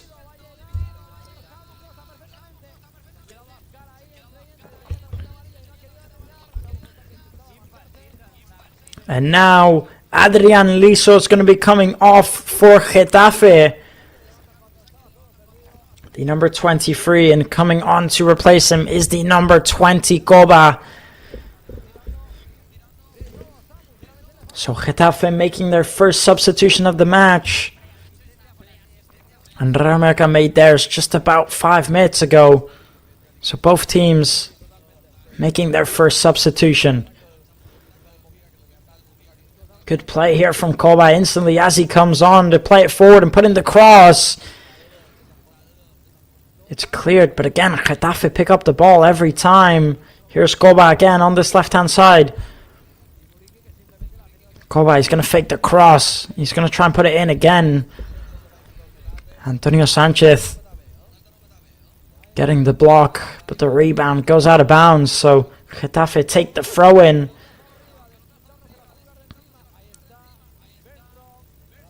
Pablo Maffeo clearing it.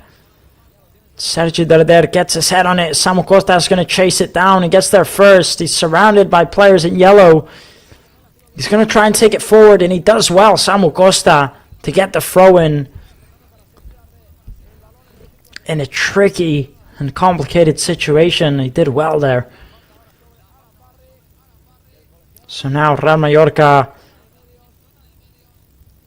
just losing the ball. They get it back. 17,507 people attending the Son Mar Stadium out here today. Not quite a full one as we usually would see.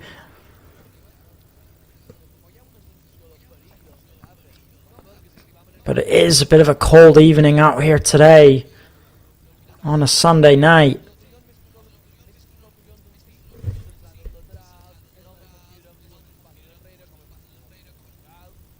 Taking the throw in.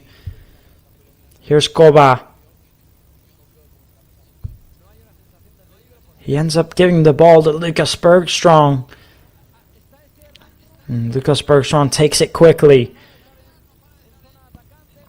Trying to play up forward. He gives it away to Antonio Sanchez. Now Real Mallorca finally getting a bit of possession back in the second half. And I think I spoke too soon as Sergi Darder loses the ball instantly and they give away the free kick. Real Mallorca. So it's going to be a free kick here for Getafe with 20 minutes left to go. And I think at this point all Real Mallorca are really trying to do is just hold on to this lead.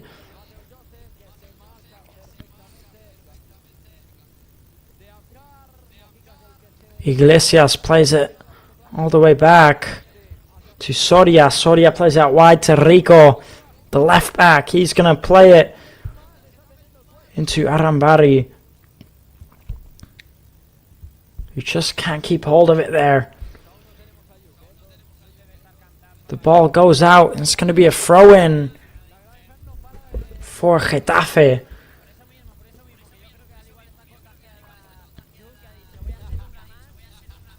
The throw-in was awarded to Real Mallorca in the end.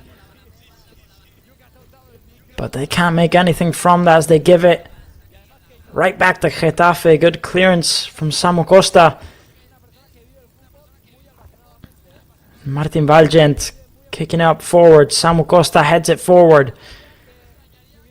They end up playing it out wide to Koba. On the left-hand side, here's Koba. He's going to try putting in the cross. It's well defended by Sergi Darder. Muriqi plays a lovely ball into Mateo Joseph. Mateo Joseph skipped past his man. He slows down the play and waits for his teammates to arrive. He ends up playing it back. What ball that was there from Vedad Muriqi into Mateo Joseph. Now Bergström trying to play it forward, and again, bad pass by Bergström. He seems to be really struggling, I think, with his feet. He really needs to work on that. He just can't get a single pass right with his feet.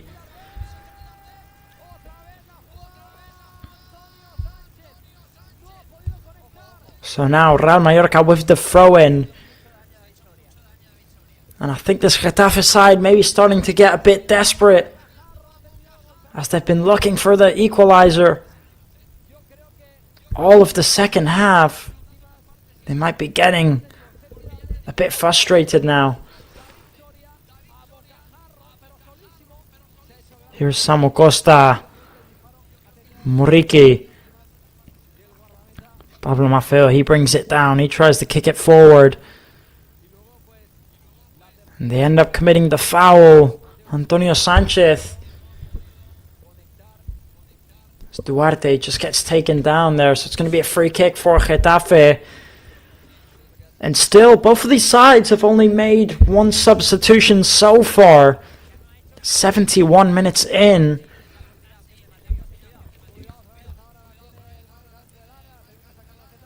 And usually we see more substitutions. Here's Muriqi, gets the ball back, plays into Antonio Sanchez. Antonio Sanchez is breaking through. He tries to play the ball in. The rebound falls to Darder, who takes the shot. How has he missed that? Sergi Darder. What a chance that was there for Real Mallorca. And the referee stops the play as Soria's on the ground, quite hurt.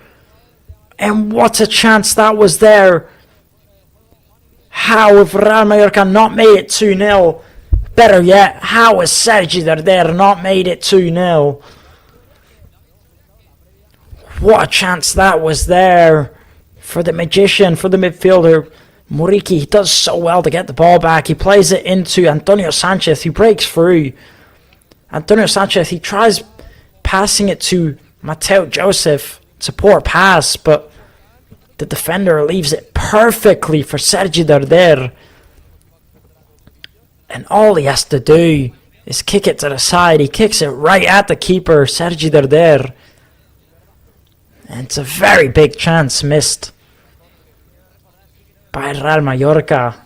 A very, very big chance to make it 2-0.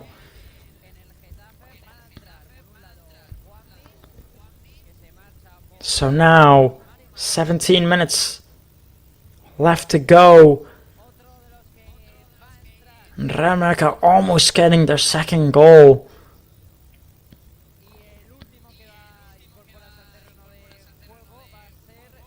And what ball, I tell you what.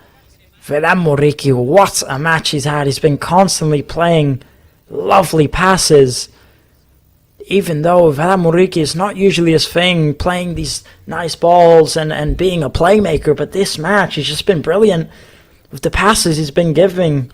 And then, of course, so far he's gotten the only goal of the match.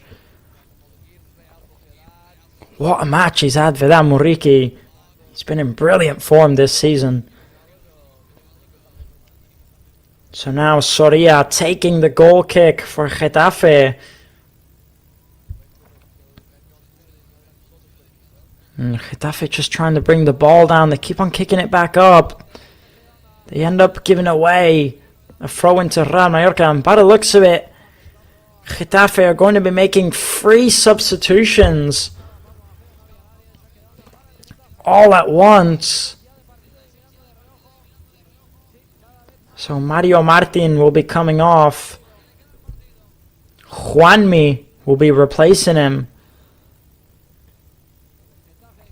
That's the first substitution. Then the second substitution is Sancris will be coming off and Abu Kamara will be replacing him. And then the third substitution is Abkar comes off and Dejene comes on to replace him.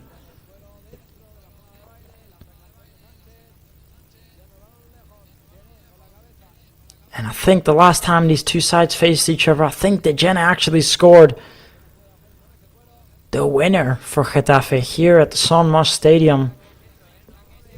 But I'm not quite sure if I remember right or not.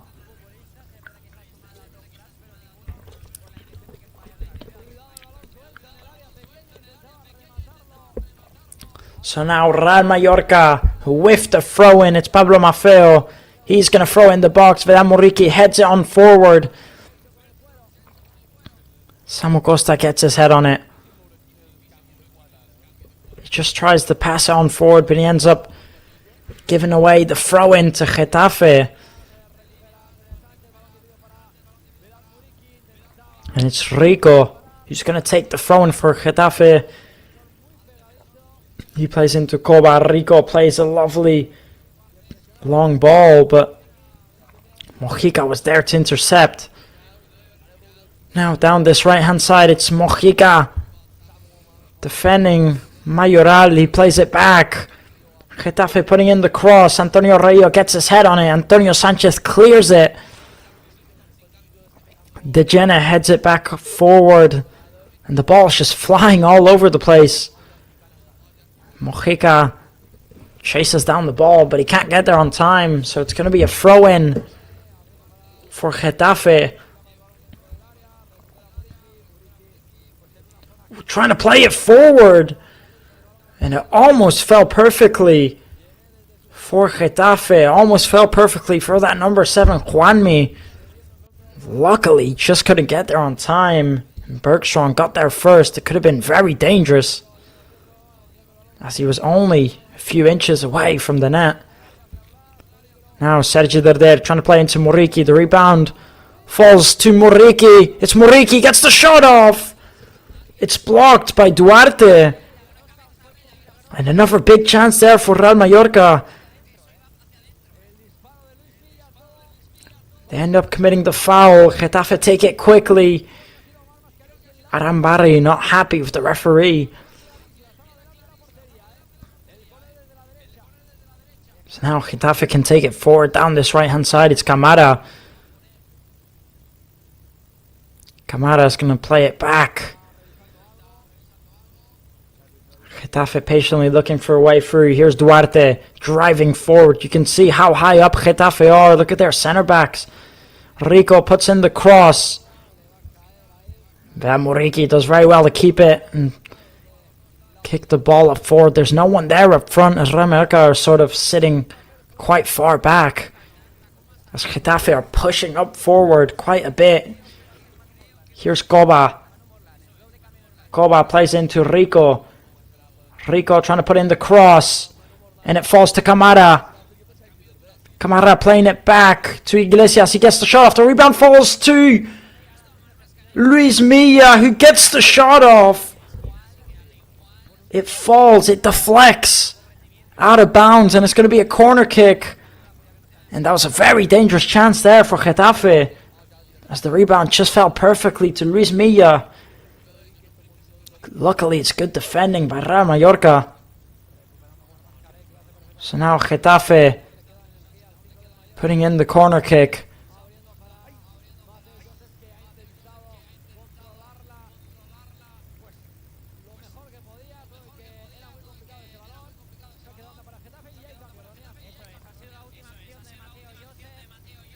Now Getafe putting the cross into the second post. It falls to Coba. He gets the shot off.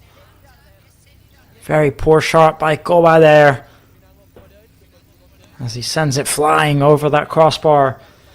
And just, we're about to hit the 80th minute marker.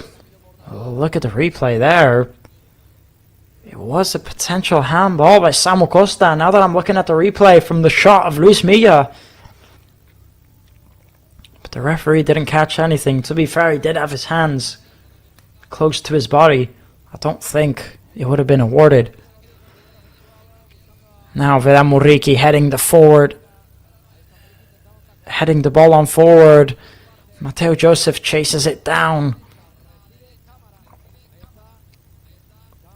Good offensive press from Real Mallorca to get the ball back. Here's Antonio Sanchez. Samu Costa playing it out to Mateo Joseph. He tries to get a touch. He does get a low touch on the ball, but it rolls out. And it's going to be a throw-in. But before they take it, 2 substitutions for Real Mallorca. Takuma Asano will be coming on finally. Back after being out for quite some time injured. And Manu Morlanes will also be coming off. Mateo Joseph coming off for Real Mallorca. Takuma Asano replacing him. And then the other substitution will be Sergi Derder coming off for Manu Morlanes. Decent display out there today from Sergi Derder. He's had quite a good match. Unfortunately for him, he missed that massive chance to make it 2-0. But either way, still a good display from him out there today.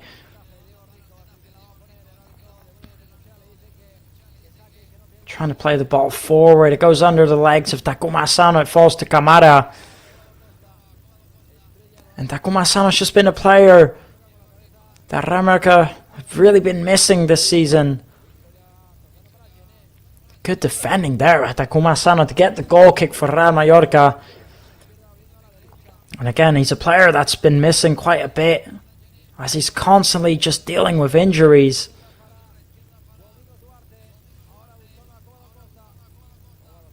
Very unfortunate for him, as when he is in shape, when he is in form, he's always an important player for Real Mallorca. So now Lucas Bergstrom taking the goal kick for Real Mallorca. Trying to head it on forward here, Samu Costa.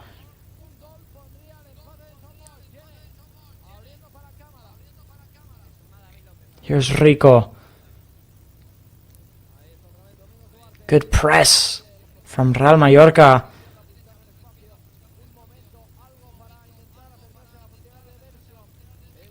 Here's Rico again. taking the throw-in for Getafe with just about 7 minutes left. But Real Mallorca, every time Getafe have a throw-in in their own half of the pitch, they put on very good press. They don't let them play from out the back comfortably. It's very good from Real Mallorca.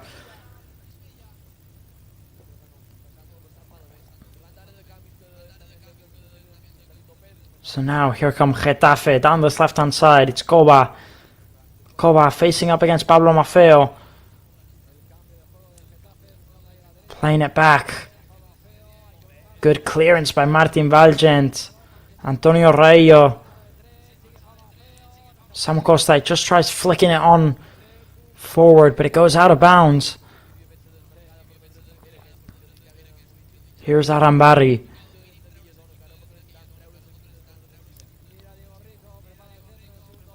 De Gene playing it into Camara. Here's Duarte. Getafe patiently building away. Patiently looking for a way forward. Luis Milla. Out wide. To De Gene. De Gene into Camara. Here's Camara. Up against Takuma Sano. He fakes the cross. Takes it down the wing. It's Camara. He ends up playing it back.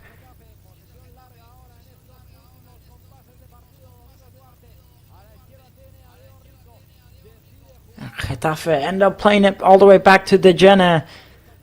And Real Mallorca just holding on very well. Now good defending here from Pablo Maffeo to cut out the pass. He takes it forward.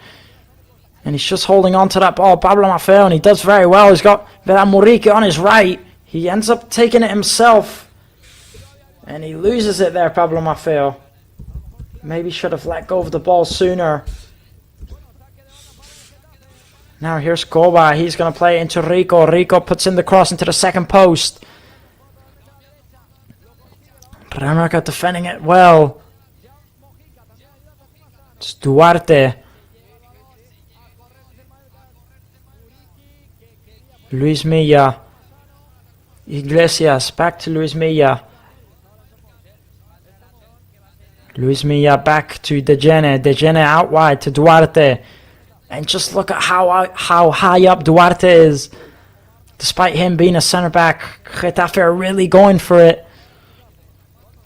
And Real Mallorca are holding on very well so far. But again, there's still about 4 minutes and a half left to go, plus extra time. So there's still work to do for Real Mallorca.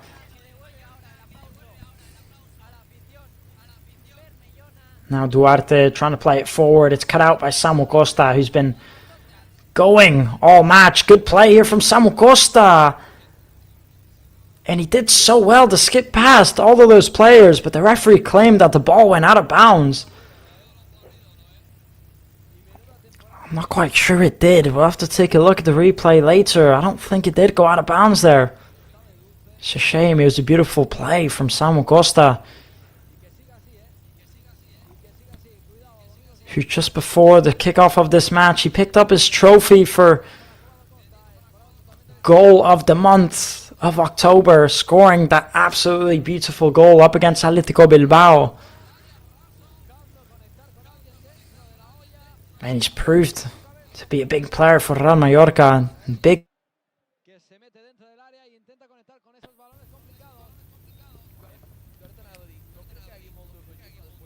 So now 87 minutes in here now. Real Mallorca are going to be making another substitution, most likely the last one. It's Abdon Prats. He's going to be coming on for Real Mallorca. And coming off, I'm not quite sure. Coming off is going to be Velamurique, the goal scorer this match. The only one to put the goal in the back of the net. The hero. And in my opinion, the Pirates earned himself the man of the match. But we'll see at the end of the match if they do award it to him or not. But he definitely has my man of the match. He's been very impressive in this match. Velamurique. We'll talk about that a bit more after the final kickoff, but we still have a few more minutes left to go. Gonna put it in the low cross. Goes right into the hands of Bergström. And I'm more than sure that he's going to take his time. But he ends up taking it quite quickly, looking for Abdon Prats. Abdon Prats ends up committing the foul.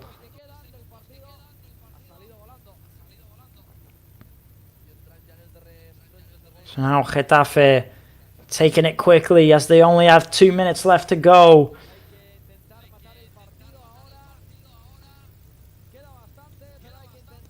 Very good performance out here today from Real Mallorca so far. I think every player really put in their part out there today.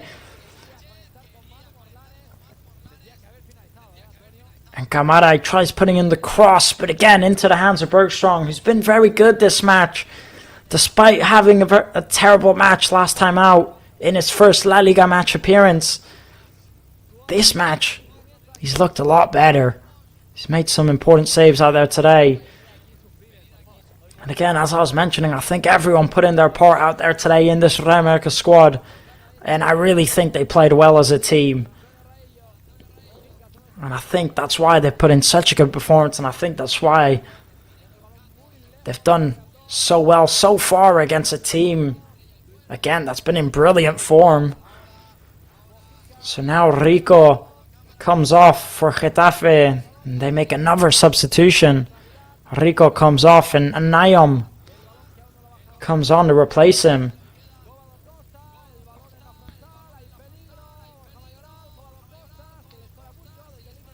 So now Real Mallorca trying to play it forward.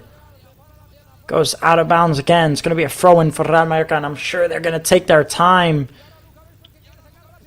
Samu Costa into Takuma Sano. What chance that was there. He tried to give it back to Samu Costa, but just couldn't make it work. Now here's Bergström. He's going to kick it up forward. Takuma Sano heads it on forward. But there's no one there. The ball was going quite quickly.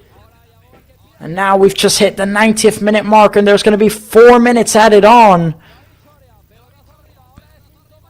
Quite surprised, didn't think there'd be that much minutes added on. Now Mojica trying to play it up forward. Falls to Soria and he kicks it up. Falls to Mojica again. The ball's just kind of all over the place. Everyone's just kicking it around. Pablo Maffeo.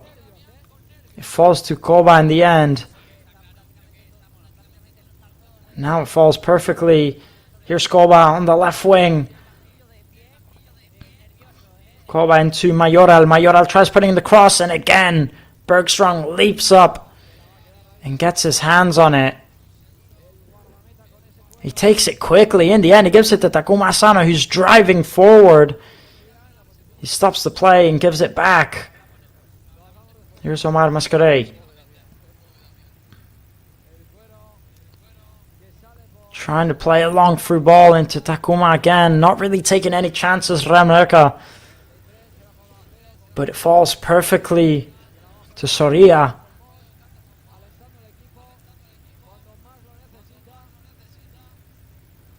Now Soria tries taking it forward. They end up committing the foul here, Getafe.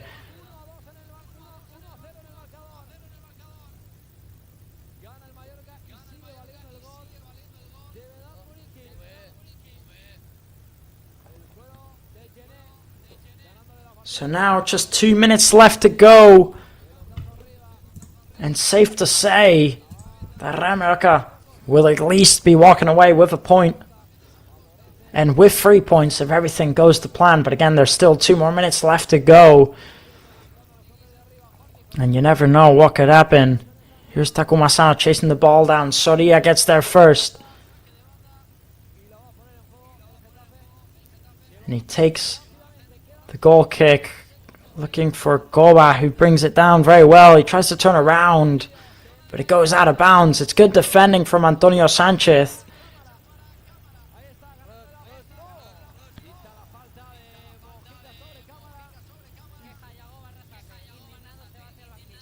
So now Real Mallorca to take the throw in. They're certainly not rushing it, as there's not long left to go here now.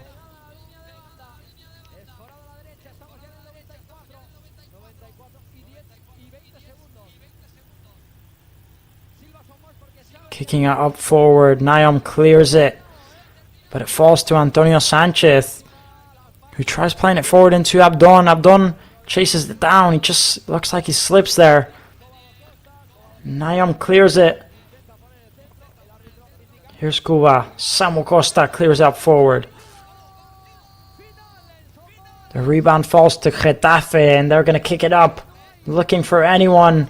It falls to Cuba. Antonio Sanchez is there first. Antonio Sanchez just kicks up forward.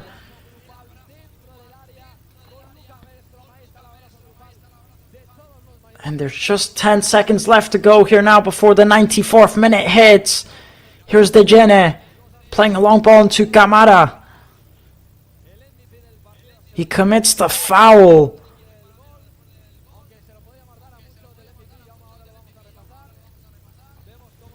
And Camara just gets taken down there. So this is going to be, by the looks of it, the last chance of the game, as Mojica just committed the foul there on Camara. And Luis Milla is going to take the set piece play.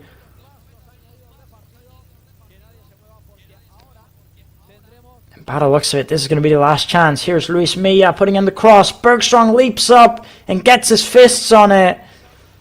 But the rebound is still in play. It's Goba. And the referee blows for the full-time whistle. And Real Mallorca gets the victory here at the Son Mas Stadium. Real Mallorca 1, Getafe 0. And what a result for Jacob Arrasate, and what a result for this Real Mallorca side. Look at all the players getting together with Bergström and all giving one big hug. It's things you love to see. And what a victory that was out here today. And the MVP, the man of the match, of course, is awarded to Vedat Moriki, that man himself. Of course it was. I mean, what a match he's had. What a brilliant performance out there today from Real Mallorca.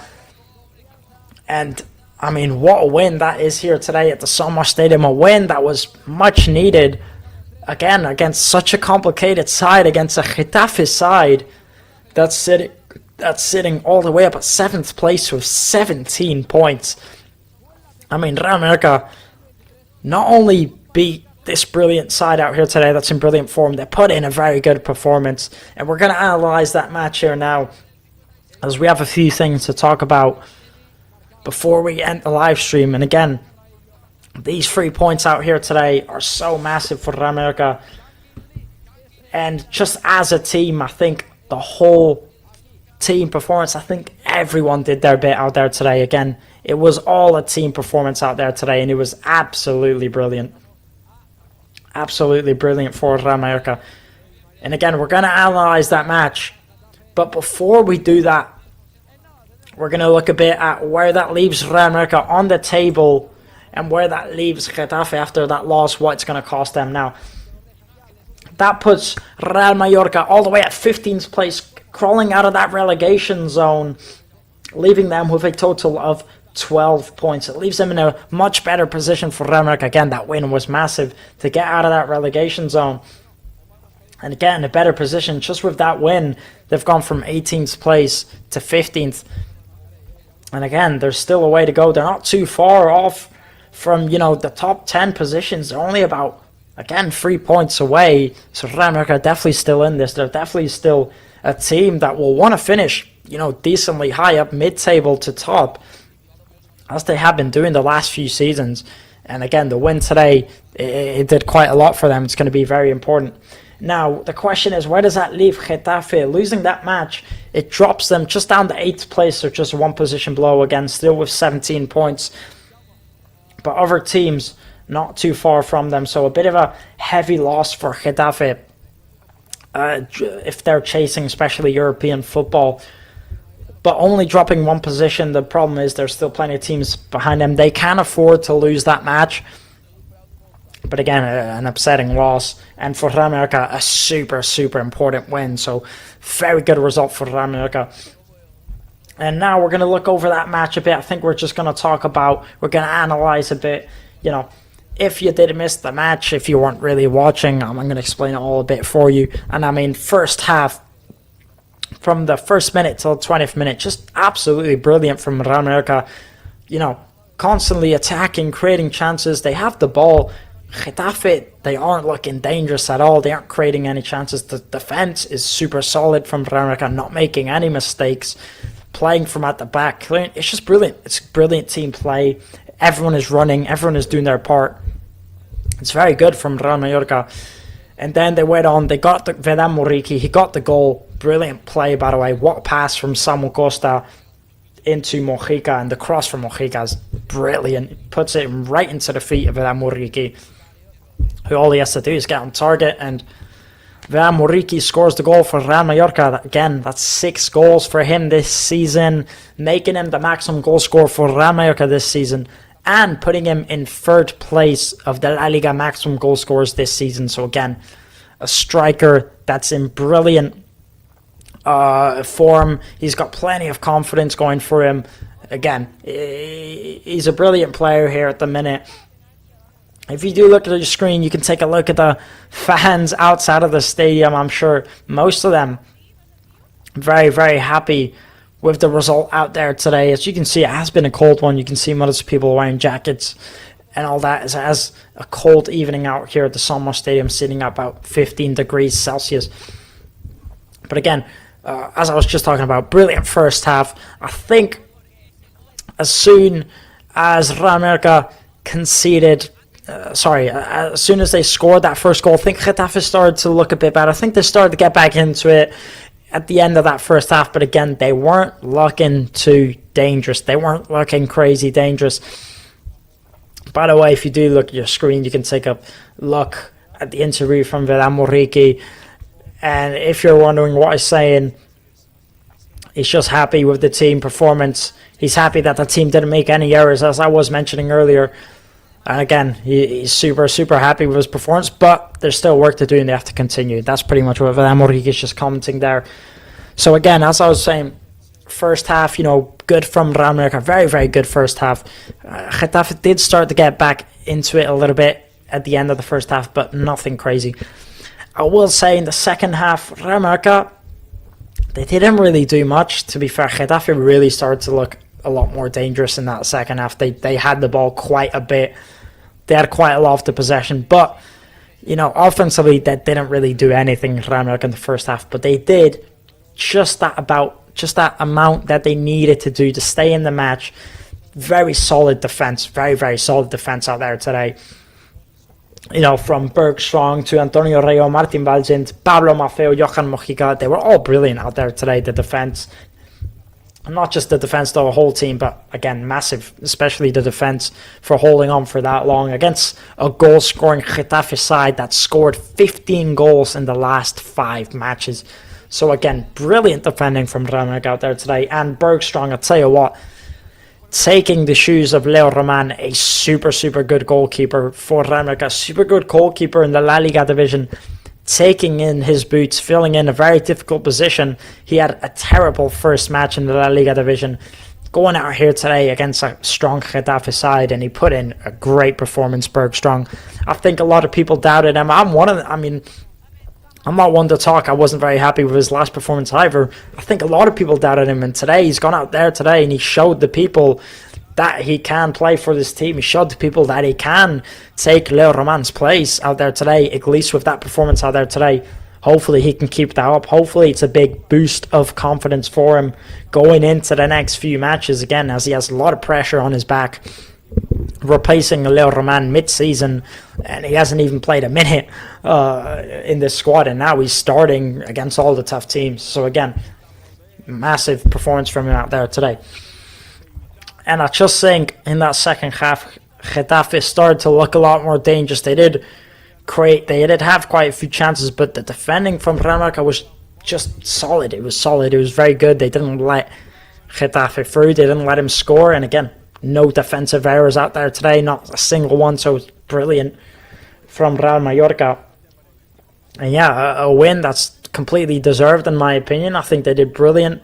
Getafe, they were almost close to getting an equalizer, but again, the defending from Real Mallorca was just absolutely brilliant. So, very good performance out there today. 3 points to be very happy about, a performance to be very happy about, and a result against a very, very difficult team that's in brilliant form. So again, well done to Real Mallorca.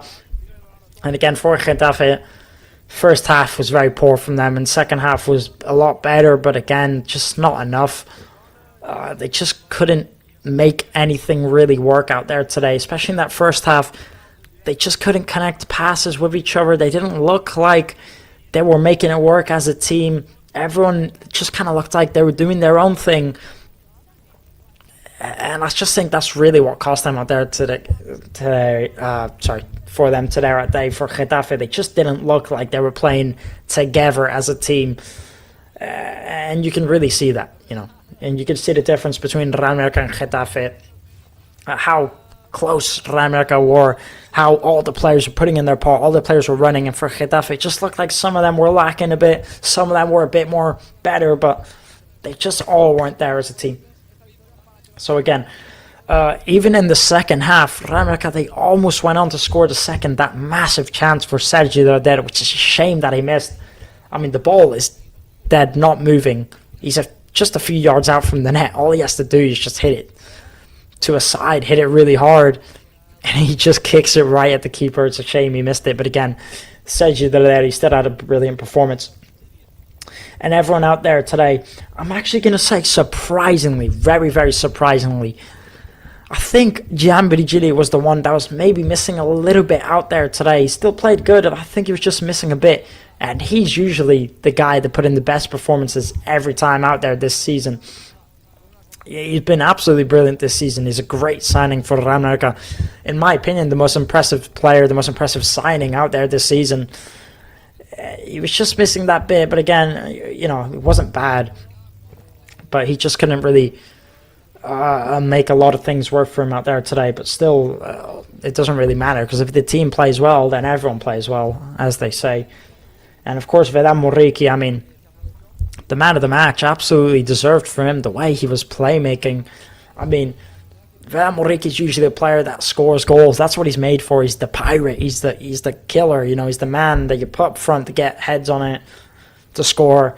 But even so, he was bringing the ball down, and he was playing some lovely passes, and he was running quite a bit to get the ball back. And he scored the only goal in the match. So again, brilliant performance from Vedan Muriqi. 6 goals, a man in brilliant form. And again, puts Real Mallorca in a really good position. They need to start putting in more performances like that out there today, because the performance out there today was brilliant against a tough team, a really tough opponent. And I don't think a lot of people expected for Real Mallorca to get that win out there today, but they went out there and they did. So good performance, brilliant team performance from everyone. I think the bench, they didn't really, that Real Mallorca bench, they didn't really... They did come on very late. Antonio Sanchez was very good because he was constantly defending, constantly attacking, and he almost gave the assist to Sergi Roder. So Antonio Sanchez, because he came on a bit earlier in the 63rd, he was good. The rest of the substitutions, they did come in very late. Takuma Sano 81, Manu Moraes 82, and Abdon Prats 88, so they didn't really have much time to do much. But they did their bit. All they had to do was run around and defend for Real Mallorca to help them push on to get the win, and that's all they did. I will say that I think Real Mallorca in the second half, they started to sit very deep in the defence a bit. I think far too early on, they let Getafe kind of get back into it, because they were looking very bad, Getafe, but they started to get back into it. I think Real Mallorca kind of let them do that. It did pay off in the end, because they got the win and they didn't concede, but I think these tactics can be very dangerous, and I think Real Mallorca maybe should have pushed on instead and kind of gone for the second goal a bit more. But either way, it doesn't matter, because the win is all that matters. The 3 point is all that matters. And that's what they managed to get out there today. And again, good overall performance from Real Mallorca. Very happy with the 3 points. Very happy with the performances out there, but there's still a lot more work to do for Real Mallorca. There's still a long season to go. And they still have to keep on crawling out of that relegation zone and keep on getting better and better and better. One thing I will say is Pablo Maffeo, absolutely brilliant performance out there today, and Johan Mojica also. I think those two, the left back and the right back, make a massive impact. They were absolutely brilliant out there today. But not just them, the whole defense, as I mentioned, was good. Samuel Costa also, I will say, the passes he were putting on were absolutely brilliant. The goal for Real Mallorca, the pass from Samuel Costa into Mojica is absolutely marvellous. Again, I just think everyone out there was really good. I do think Mateo Joseph, he was missing maybe a little bit out there today. He was constantly on the ground, complaining to the ref about getting fouled and all that. He wasn't really all that there. He didn't really create much chances, didn't really do much. But again, he put his part in for the team. That's all that really mattered. But I think he could have done a bit better out there today. He was constantly upset about the referees, constantly complaining. I think he just needed, a bit more of that, a bit more of motivation, a bit more of killer instinct to push forward. But either way, still put in a good performance. Now, that is most likely going to be the end of today's live stream for me today. I think we don't really have much more to talk about. I think it's been brilliant performance, a brilliant win for Real Mallorca, and a disappointing result, I would say, for Getafe. Disappointing performance as well, as I just don't think they were all out there today. I think they were missing quite a lot of attacking display, especially, and in the first half it was really poor from Getafe, and it's a side that is going to be really confident recently, sitting at 7th place or 17 points. I think they'll be really disappointed with that result. And just looking at the stats, Real Mallorca, they had 6 shots and 4 on target, which is already so much better than last time out. Getting more than half of their shots on target is really, really important. And then if you look at Getafe, they have 14 shots and only 3 on target. And I think those type of things can also cost them. But it's not just that. It's also the type of chances that they had. By the way, I just want to interrupt real quick, because if you do look at your screen, Lucas Bergstrom, he's so tall that he doesn't fit in the frame. They have to put the camera up because he's 2 meters tall. Now, if you do want to listen to the press conference, I'm going to be quiet for a second so you can hear what he has to say.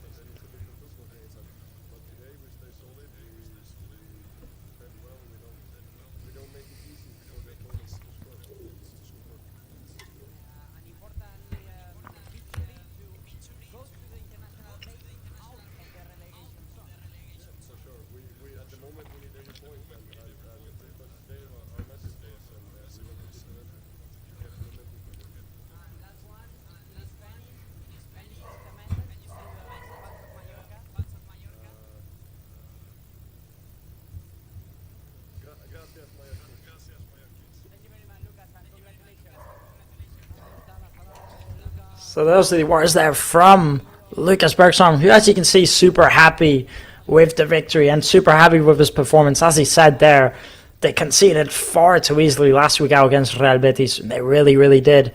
And in this matchup, they were really solid. They were really on it. And that's the difference, I think, between this week and last week. They played strong as a team. The defense was stronger there today, but last week, they just looked all over the place. There was no teamwork. No one was motivated. No one was running. But out there today, completely different side. And again, he made some very big saves. Lucas Bergstrong. He has some difficult boots to take up, replacing Leo Roman, who's a brilliant goalkeeper, a very difficult one to replace, I will say, as Leo Roman is just such quality. We've seen it this season, last season. He's one of the best goalkeepers in the league, Leo Roman. We had big clubs looking at him last season. So again, he has very difficult boots to fill out, and he's not even played a single minute for Real Mallorca. Now he's starting all of a sudden just like that against matches, big teams like this, like Betis and Getafe. And he put in a brilliant performance. Fair play to him. You know, he's so tall. He's so tall. He's 2 meters tall that they had to lift the camera because he couldn't fit in the frame in the interview. So again, you know, brilliant performance from him. He's very happy with the team, but there's still much more work to do, and they have to keep on going. And as they mentioned in the interview there, going into international break now, so Real Mallorca, they won't be playing next week. Well, no one will be. It's international break. So at least Real Mallorca can go into an international break outside of the relegation zone. They can finally breathe a little bit, but again, still plenty of work to do. Now, if you want to continue on watching the player interviews or the press conferences, you can stay in the live stream and watch them on there, or you can switch to the Spanish live stream. But this is going to be the end of today's live stream for me. I feel like we've really analyzed most of the things that we've had to talk about. Again, international break, so I won't be seeing you guys for 2 weeks. I'll definitely see you guys as soon as Real Mallorca are back in 2 weeks after international break. What a victory out there today at the San Marcos Stadium. What an important 3 points. And again, Veran Muriqi, he's the GOAT, the Pirate, best striker of all time. So, again, thank you so much for joining in to this live stream. If you are new to the channel, make sure to subscribe, leave a like. It would mean loads to me if you did. And not only that, make sure to follow our English Twitter page. If you are an English Real Mallorca fan, go at Real Mallorca English and you will find us on there. Make sure to follow us for constant updates on the team, on the squad, and in the LaLiga division, and in Copa del Rey, and in everything. So again, thank you so much for joining in. I've been your host for today's matchup. My name is Daniel Armstrong, and we'll see you guys on the next one. Have a good night, everyone.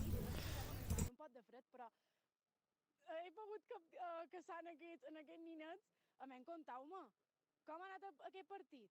Ha ido muy bien, estaba la banda y lo has defensando mucho y por eso han marcado Muriqui. Porque estaban defendiendo muy bien y se pasaban haciendo tiki-taka. Y entonces Muriqui metió. No sé qué. Yo tampoco. Bueno, pues que aquests dos són molt experts en so joc. A més, vosaltres jugeu a futbol? Sí, al Santa Catalina Club. Ah, i vosaltres voldríeu jugar qualque dia aquí amb el Mallorca? Sí. És el vostre somni? Sí. I ara, clar, només heu començat per anar a veure-los jugar. Quin és el vostre jugador preferit? Asano. Sí? Joli, bueno, avui ha jugat un parell de minutets, no li ha donat temps de fer gran cosa, però bé, el millor dels partits segur qui ha estat? Muriqui. Així ha estat. Bé, i com bon aneu a casa? Creus que avui dormireu bé? Sí, muy bien. Sí. És que aquests 3 punts són molt, Per aquest inici de temporada són molt. Bé, i un missatge... Què li diríeu? Si tinguéssiu aquí els jugadors, què els diríeu? Un missatge així positiu. Si me firman. No, però algo més pels següents partits. Ah, pues que me marquen o que me lo dediquen. Oh. Tu què li diries? Viva Mallorca. Eso és, molt bé, i moltíssimes gràcies, Bé, Llorenç, Jaume, ja ho veus, aquests nins dormiran molt bé i crec que tots els mallorquinistes dormiran molt bé avui vespre. Vinga, gràcies, Lluc, te deixam idò que recoesquis, gràcies per la teva feina i una ferrada en aquests joves que ja ho veus, si tinguessin un jugador davant, ell ha dit, jo voldria que m'afirmessin, és que jo faria el mateix. Tornem a lo de davant. abans, en no diuen mentides. Exacte, efectivament. És que, quin missatge li has de donar? Tu dius, bueno, tu firma'm i després ja sé un cas te dono el missatge. Tenim un dels protagonistes del partit, un jugador que ha fet un partidàs, Omar Mascarell, anem a escoltar-lo.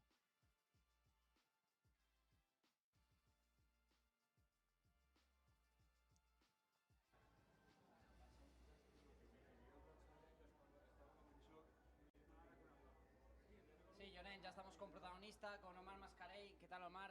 Buenas noches. Hola, buenas noches. Qué victoria, ¿no? Porque ha sido un partido muy trabajado y antes del parón estos 3 puntos imagino que vienen muy bien al equipo. Sí, son vitales porque sabíamos que venía un parón, porque era nuestro partido en casa contra un rival que hace las cosas muy bien, que venía en buena dinámica, que está haciendo las cosas genial, ¿no? Y al final sabíamos que iba a ser muy complicado, pero creo que el equipo ha estado espectacular, sobre todo a nivel defensivo.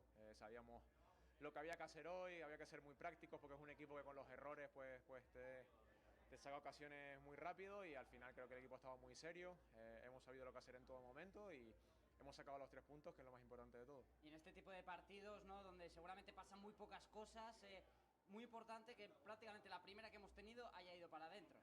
Sí, al final es eso, ¿no? Son partidos que tú ya sabes, tú analizas al rival y sabes lo que te espera. Sabíamos que va a ser un partido de tú a tú, donde de muchos duelos, de mucha presión y al final, pues bueno, sabíamos que la efectividad pues iba a ser clave para llevarse el partido y yo creo que, bueno, una muy buena contra, una muy buena finalización, nos hemos puesto por delante y a partir de ahí, pues el equipo ha sabido lo que hacer en todo momento. Portería 0 y 3 puntos que sobre todo con nuestra gente pues son importantísimos. Has comentado, aparte de la portería 0, el trabajo defensivo del equipo, porque creo que el Getafe ha tenido alrededor de 15 saques de esquinas. Defender tantos minutos ante ese tipo de acciones, de situaciones, de mucho balón al área, mucha disputa, no es nada fácil, ¿no? No, para nada, sobre todo con un equipo que se le da muy bien, ¿no? El balón parado y te sacan centros de casi cualquier parte del campo, al final tienes que estar muy concentrado. Creo que el equipo lo ha estado, hemos defendido espectacular y ya te digo, estamos muy contentos por el trabajo del equipo, por esa unión, por ese trabajo defensivo que al final es un poco a lo que tenemos que volver, ¿no? Ha sido nuestra fortaleza durante mucho tiempo y eso no se puede perder. Omar, gracias, enhorabuena. Muchas gracias. Ahí está la palabra de Omar Mascarell, otro jugador que quería destacar que hoy el único cambio que ha habido en el 11, ¿no? Respecto a los últimos partidos, era el de Manu Morlanes por Omar Mascarell y sí que le ha dado un poco de solidez defensiva con Omar hacia atrás, dando un respiro. A mi m'ha gustat mucho el equipo con Omar en el 11. Sí, al final ho anunciàvem abans del partit, el que ens veiem venir és que que és un doble pivot. Omar-Samu ha estat així, 2 jugadors que al final els tens per retenir pilota o per contenir un poc més el rival, però amb característiques molt diferents. En Samu ho hem vist que no sé quina deu estar l'estadística de robes, però altíssima, ha estat per tot, pareixia que havia 4 Samus dins el camp. Nomà també, robant moltes pilotes, però sobretot Nomà és com a més tranquil, fica més pausa, dona un poc més de criteris a sortir de la pilota, per tant jo crec que són 2 pilots que se complementen molt bé i el que he dit, així com he dit que en Samu per jo m'ha prescut el millor del partit, Omar, si no està empatat amb en Samu, està allà, Samu Omar, Omar Samu, per jo han estat els 2 dels millors del partit. Pues ahora luego vamos a decidir quién es el jugador del partido, porque es verdad que hay muchos nombres y hay algunos que han hecho un partidazo. Vamos a escuchar al profesor, allá Arrasate, vamos a escuchar cómo analiza estos 3 puntos. Y de Omar al míster, a Yagoba Arrasate. Yagoba, lo primero de todo, enhorabuena porque menudo partido y también menuda victoria, ¿no? Antes de afrontar ese parón de selecciones. Contento, ¿no? con el trabajo del equipo, una victoria sufrida, pero una victoria que sabe muy bien, la necesitábamos y bueno, creo que es un paso de gigante en cuanto a lo clasificatorio, en cuanto a lo anímico y también porque ahora tenemos 2 semanas y bueno, la cabeza también juega un papel importante y todos nos vamos más contentos a este parón. Por partes, en cuanto a lo que ha sido el partido, hablabas en la previa que era muy importante ser efectivos en ataque y la primera que hemos tenido clara ha ido hacia adentro y eso imagino que hace que se afronte el partido de manera totalmente diferente. Sí, porque nos estaba pasando al revés, ¿no? Nos estábamos poniendo por detrás y esta vez, pues bueno, creo que una muy buena acción colectiva ha terminado con ese gol de Muri y a partir de ahí, pues bueno, el día del Alavés también nos pusimos por delante y ganamos y para nosotros también es importante. Cuando nos ponemos por delante para el rival es complicado, pero es verdad que durante la Liga muchas veces nos hemos puesto por detrás y eso cambia el guión del partido. Y después, a ha podido mantener ese resultado, con también una de las cosas que le estabas haciendo mucho hincapié en estas últimas semanas, que es esa solidez defensiva y en especial esos aspectos como la agresividad, la concentración. Hoy ha habido eso en el equipo. Sí, creo que a nivel defensivo hemos defendido de forma coral, digo, empezando desde los puntas, hemos hecho un gran trabajo, nos hemos tenido que desplegar, lo hemos hecho, hemos tenido que mantener la concentración, la agresividad. Bueno, el equipo requería un poco eso y bueno, contento también con esa solidez, con la portería cero, por todos, por Lucas también, que bueno, era su segundo partido, creo que ha hecho un buen partido, no ha tenido mucho trabajo, pero cuando ha tenido que intervenir lo ha hecho bien y bueno, contento con todos. Y también será clave hacerse fuerte en casa, que ya es, si no voy mal, el quinto partido en casa sin conocer la derrota. Ese será un buen punto en lo que es la temporada. Sí, es el margen de mejora que teníamos del año pasado y quitando ese primer partido contra el Barça aquí, los resultados están siendo buenos, estamos sumando y tenemos que seguir así. Y ahora un siguiente partido, algo más especial, ¿no? En forma de baloncesto, ¿no, Yagoba? Sí, es verdad que jugamos el martes, hay un partido, pues bueno, que va a ser especial, pero con ganas también, ¿no? De afrontar un día especial con la gente del básquet, de Fiwi, a ver cómo podemos plantar ese partido, me tendrán que dar ayuda. Es verdad que tenemos ahí bajas importantes como Muriqui y Lucas Bestron, que al final para jugar a básquet creo que serían importantes, pero bueno, ya nos apañaremos. Yagoba, gracias, enhorabuena. Vale, gracias, hasta luego. Ahí están las palabras de Yagoba Arrasate, feliz, contento después de esos 3 puntos, que yo creo que era alguien también que los necesitaba, estos 3 puntos. Bueno, el Mallorca lo necesitaba, pero él como entrenador sí que se le veía preocupado en estas últimas jornadas y sobre todo queriendo volver a enderezar un poco al equipo, ¿no? En ese camino que el año pasado tanto, bueno, el éxito de la primera vuelta, porque la segunda es verdad que el equipo se deshinchó, pero volver a encarrilar ese camino que habíamos demostrado que el equipo és totalment factible per a volver. Sí, al final jo crec que una paraula que tu has utilitzat a lo darrer del partit, Llorenç, i crec que defineix molt bé l'estat ara mateix dels mallorquistes, és respira. A Mallorca respira, en Arrasate respira, l'equip respira, l'afició respira. Jo crec que ha estat un gran alè haver guanyat avui, haver tret els 3 punts, per tot el que no fa falta repetir-ho, tot el que hem dit durant aquesta retransmissió. I és això, jo crec que en Arrasate he vist, més que content, he vist relaxat. Necessitàvem els 3 punts, ho hem aconseguit, ens anàvem a l'aturar de seleccions fora de la zona de descens i l'he vist com a tranquil. L'he vist, diguéssim, satisfet en l'equip. Yagoba Arrasate que acaba de xerrar amb nosaltres, però ara mateix està a la roda de premsa i anem a escoltar un poc més estès el que pensa l'entrenador. Anem a escoltar la roda de premsa de Yagoba Arrasate.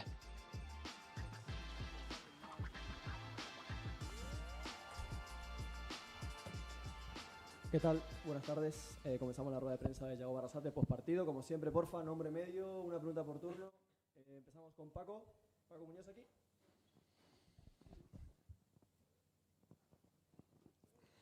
Tiene que estar apagado el meteo. Hola, mister. Paco Muñoz de Onda Cero.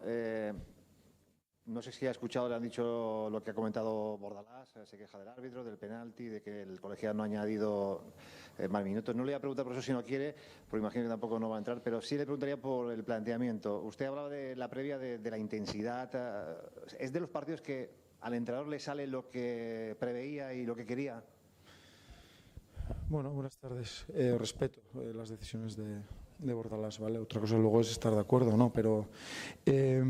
Sí, porque nos teníamos que poner al nivel de ellos en cuanto a frecuencia de intensidad, ¿no? De duelos, de segundas jugadas también, porque es un equipo que eso lo hace muy bien y creo que el equipo tenía hoy las ideas muy, muy claras. Es un equipo que no te deja el juego interior y hoy el partido estaba a la espalda, por eso hemos colocado a Mateo Josef también en la doble punta y creo que hemos hecho un gran gol y a partir de ahí pues bueno, nos ha tocado defender, pero creo que el equipo ha tenido mucho orden, ha tenido mucho sacrificio, mucho despliegue. Es verdad que tampoco hemos renunciado a la portería rival, nos ha faltado algo de posesión, pero hemos tenido esa ocasión de Sergi que podía finiquitar el partido y a partir de ahí pues aguantar en el partido y encantado de la solidez defensiva, que era algo que demandábamos y hoy lo hemos tenido y es un partido para nosotros que nos tiene que servir para ganar ya no solo en lo clasificatorio, sino en autoestima, en ánimo, un poco en todo y luego la importancia de ponernos por delante, ¿no? El día de Alavés pasó lo mismo y cuando nos ponemos por delante nosotros también somos un equipo difícil de batir. Miki y luego Alberto. Mister Miquel Berger, por Expostres en Jockey Bet Radio. Tenemos muchas veces la noción de que solo a balón parado se ensayan las jugadas. Yo me gustaría que me contara cuántas veces han hecho esta jugada de la jugada del gol esta semana y si les ha salido también en los entrenos.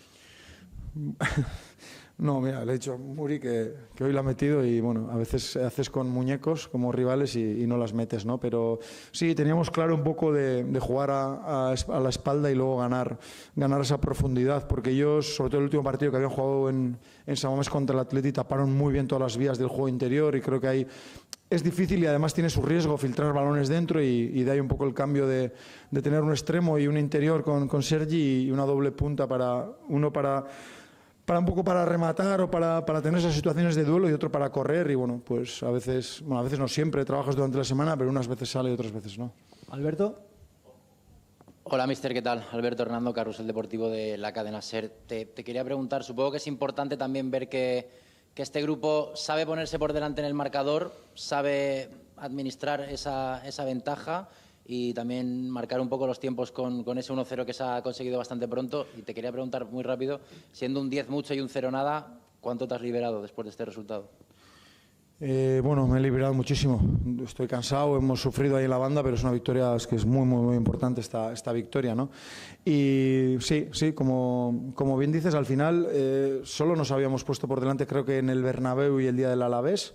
Y es que en los 11 partidos hasta ahora, en 9 nos habíamos puesto por detrás y cuando te pones por detrás a veces pues te tienes que exponer y desde ahí te pueden transitar, estás como más lejos de portería, más espacio que defender y ahí pues pasó un poco con el Betis también y ahí no somos tan buenos. Entonces la importancia un poco de acertar. Los últimos partidos nos estábamos poniendo por detrás y hoy la primera la hemos metido y a partir de ahí es que cambia mucho el guión y nosotros también ahí hemos demostrado que sabemos gestionar los partidos. Pasó el día del Alavés y hoy también y eso es clave para nosotros.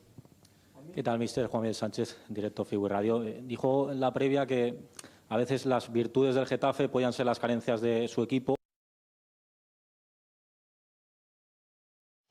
Vamos a recuperar porque se nos ha puesto la pantalla en negro. Vamos a ver, vamos a intentar solucionar los problemas. Miguelito, ahí está nuestro compañero del cámara que lo está intentando arreglar. Es un máquina nuestro compañero Miguelito, que ahí está, intentando, me comunican que lo están arreglando. Está complicado, nos han cortado, dice.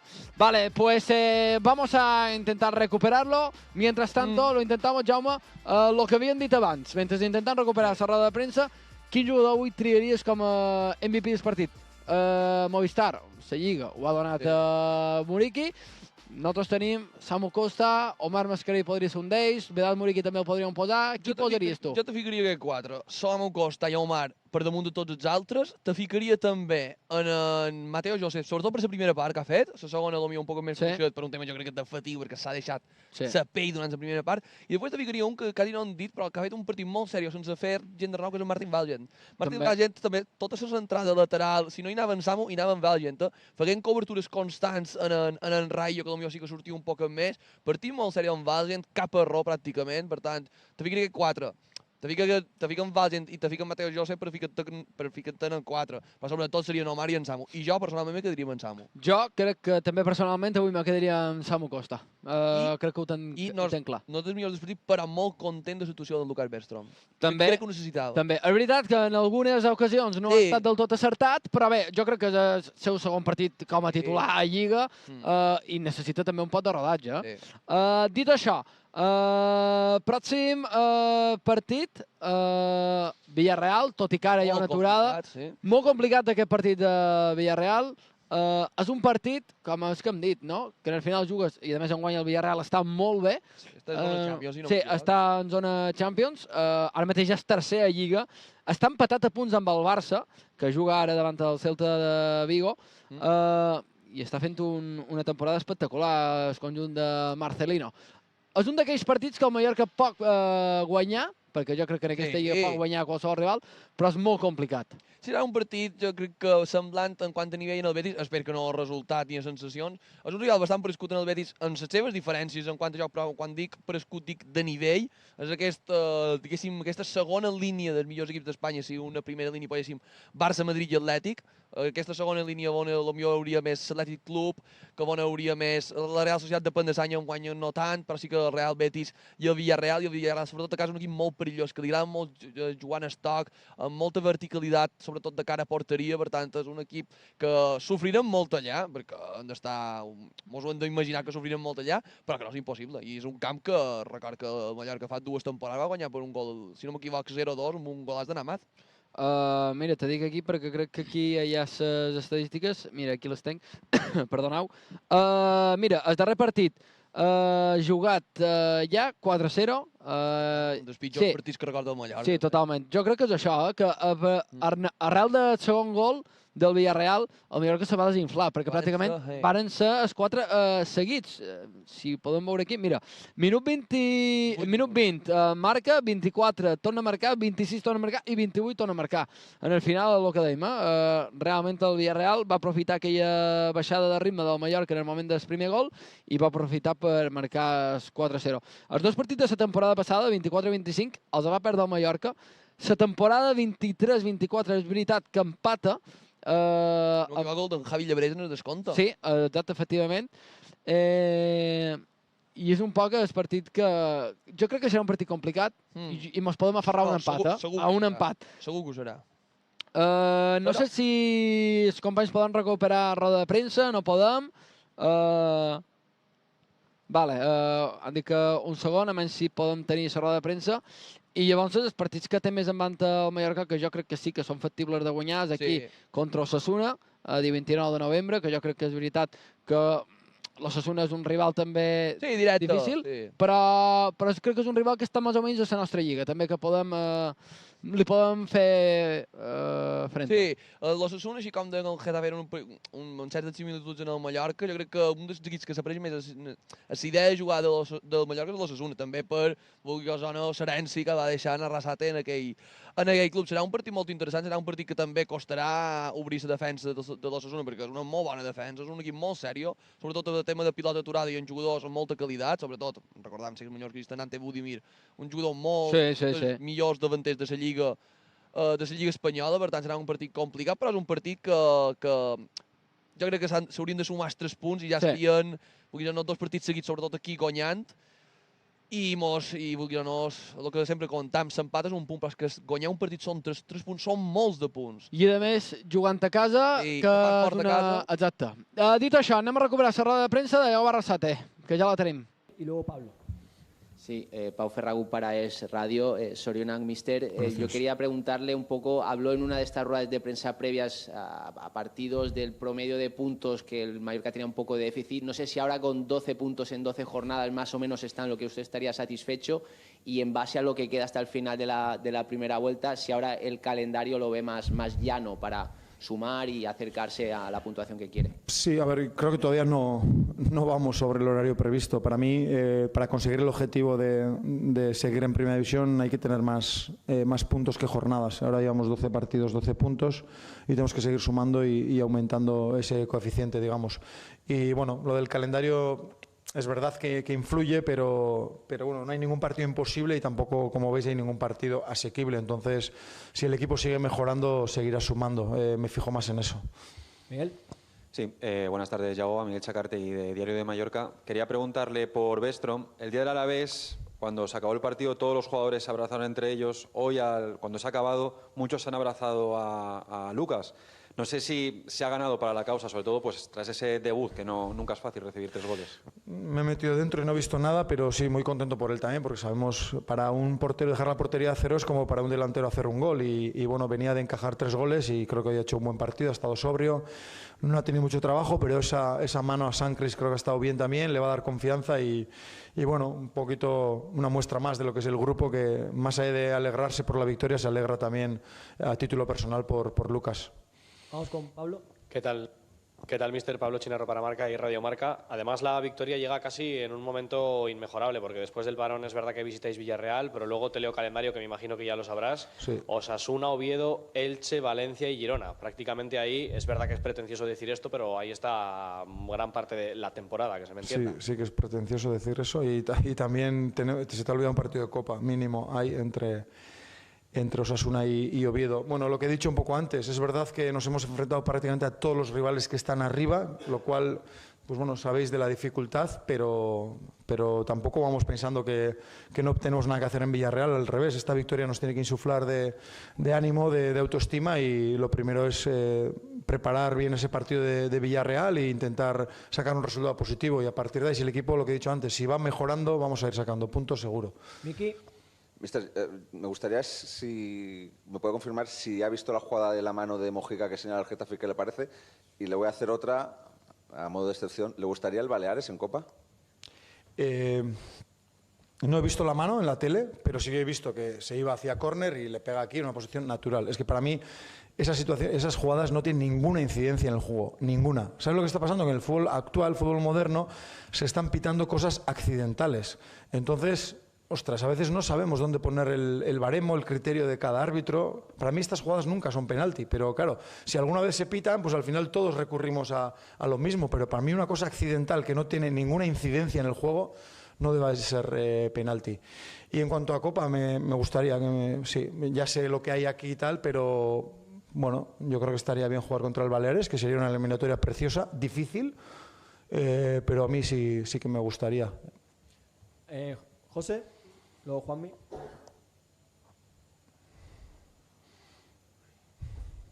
Mister, da la sensación en el fútbol de hoy que o tienes un estilo muy marcado y siempre juegas a lo mismo, o eres un equipo a veces perdido, ¿no? Y los últimos partidos del Mallorca me da la sensación que el punto fuerte precisamente que ha encontrado usted también dirigiendo al resto de sus jugadores es adaptarte un poco a las necesidades de cada partido. Y el Mallorca en los últimos partidos se ha ido adaptando, algunos no ha ido bien, pero Sevilla, Levante, hoy aquí, han sido 3 partidos totalmente distintos donde el Mallorca ha dado muy buena imagen.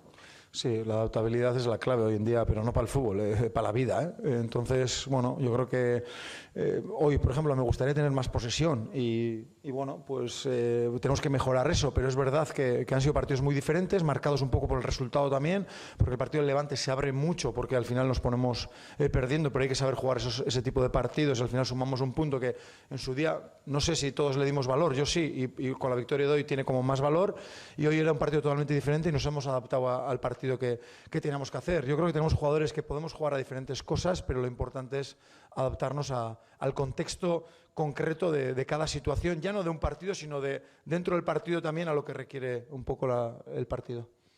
Sí, mister, dijo antes del partido que para la cabeza también sería importante ganar hoy, ¿no? No sé si eso será importante para estas 2 semanas. Y luego le han preguntado por la Copa.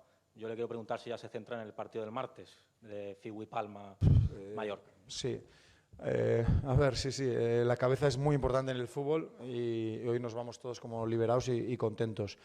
El partido de martes, pues alguien me tendrá que ayudar un poco porque futsal yo creo que bastante bien, pero en el básquet no, me tendrá que ayudar Luis, y luego también decir que tenemos 2 bajas muy sensibles, las de Lucas Bestron y Vedat Murici para nuestro juego interior. ¿Alguna pregunta más? ¿Sí, Pablo? Tenía que haber acabado aquí ya, Pablo. Sí.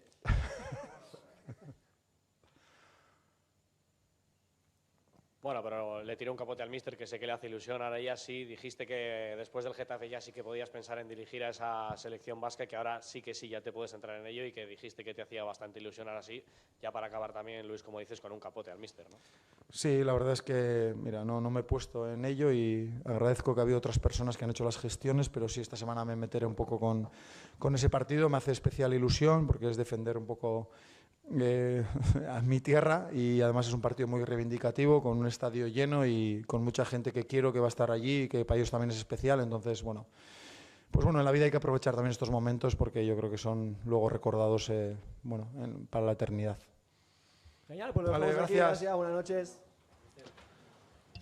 Ahí está, pues la rueda de prensa de Iago Barrasate, bueno, hablando de todo lo que ha sido este partido y lo que viene en el futuro. Bueno, Jaume, aquí finalitzam, no hem de fer esperar més. Gràcies per haver estat aquí amb nosaltres i sobretot talismà, que avui ens has ajudat a sumar aquests 3 punts necessaris i que ens ajuden a partir en aquesta aturada de seleccions amb més tranquil·litat i disfrutant d'aquests 3 punts que són mel. Moltes gràcies a tu, Llorenç, i a tot l'equip de comunicació del Mallorca. Molt content d'haver sumat aquests 3 punts i el que hem comentat durant tota la retransmissió. Ara descansar aquesta aturada de seleccions, a reposar piles i ja pensar en el Villarreal. I gràcies a tots els que vos heu passat per aquest Play Red Live, a tota la gent que ho fa possible, tècnics, que són els que no veus, però allà estan lluitant perquè tot surti en band, i també la feina d'en Damián, de Nayuc, el meu company en Jaume i un servidor, Llorenç. Gràcies a tots. Adéu, bona nit i visca el Mallorca. Ens veiem després de l'aturada de seleccions. Adéu. Adéu.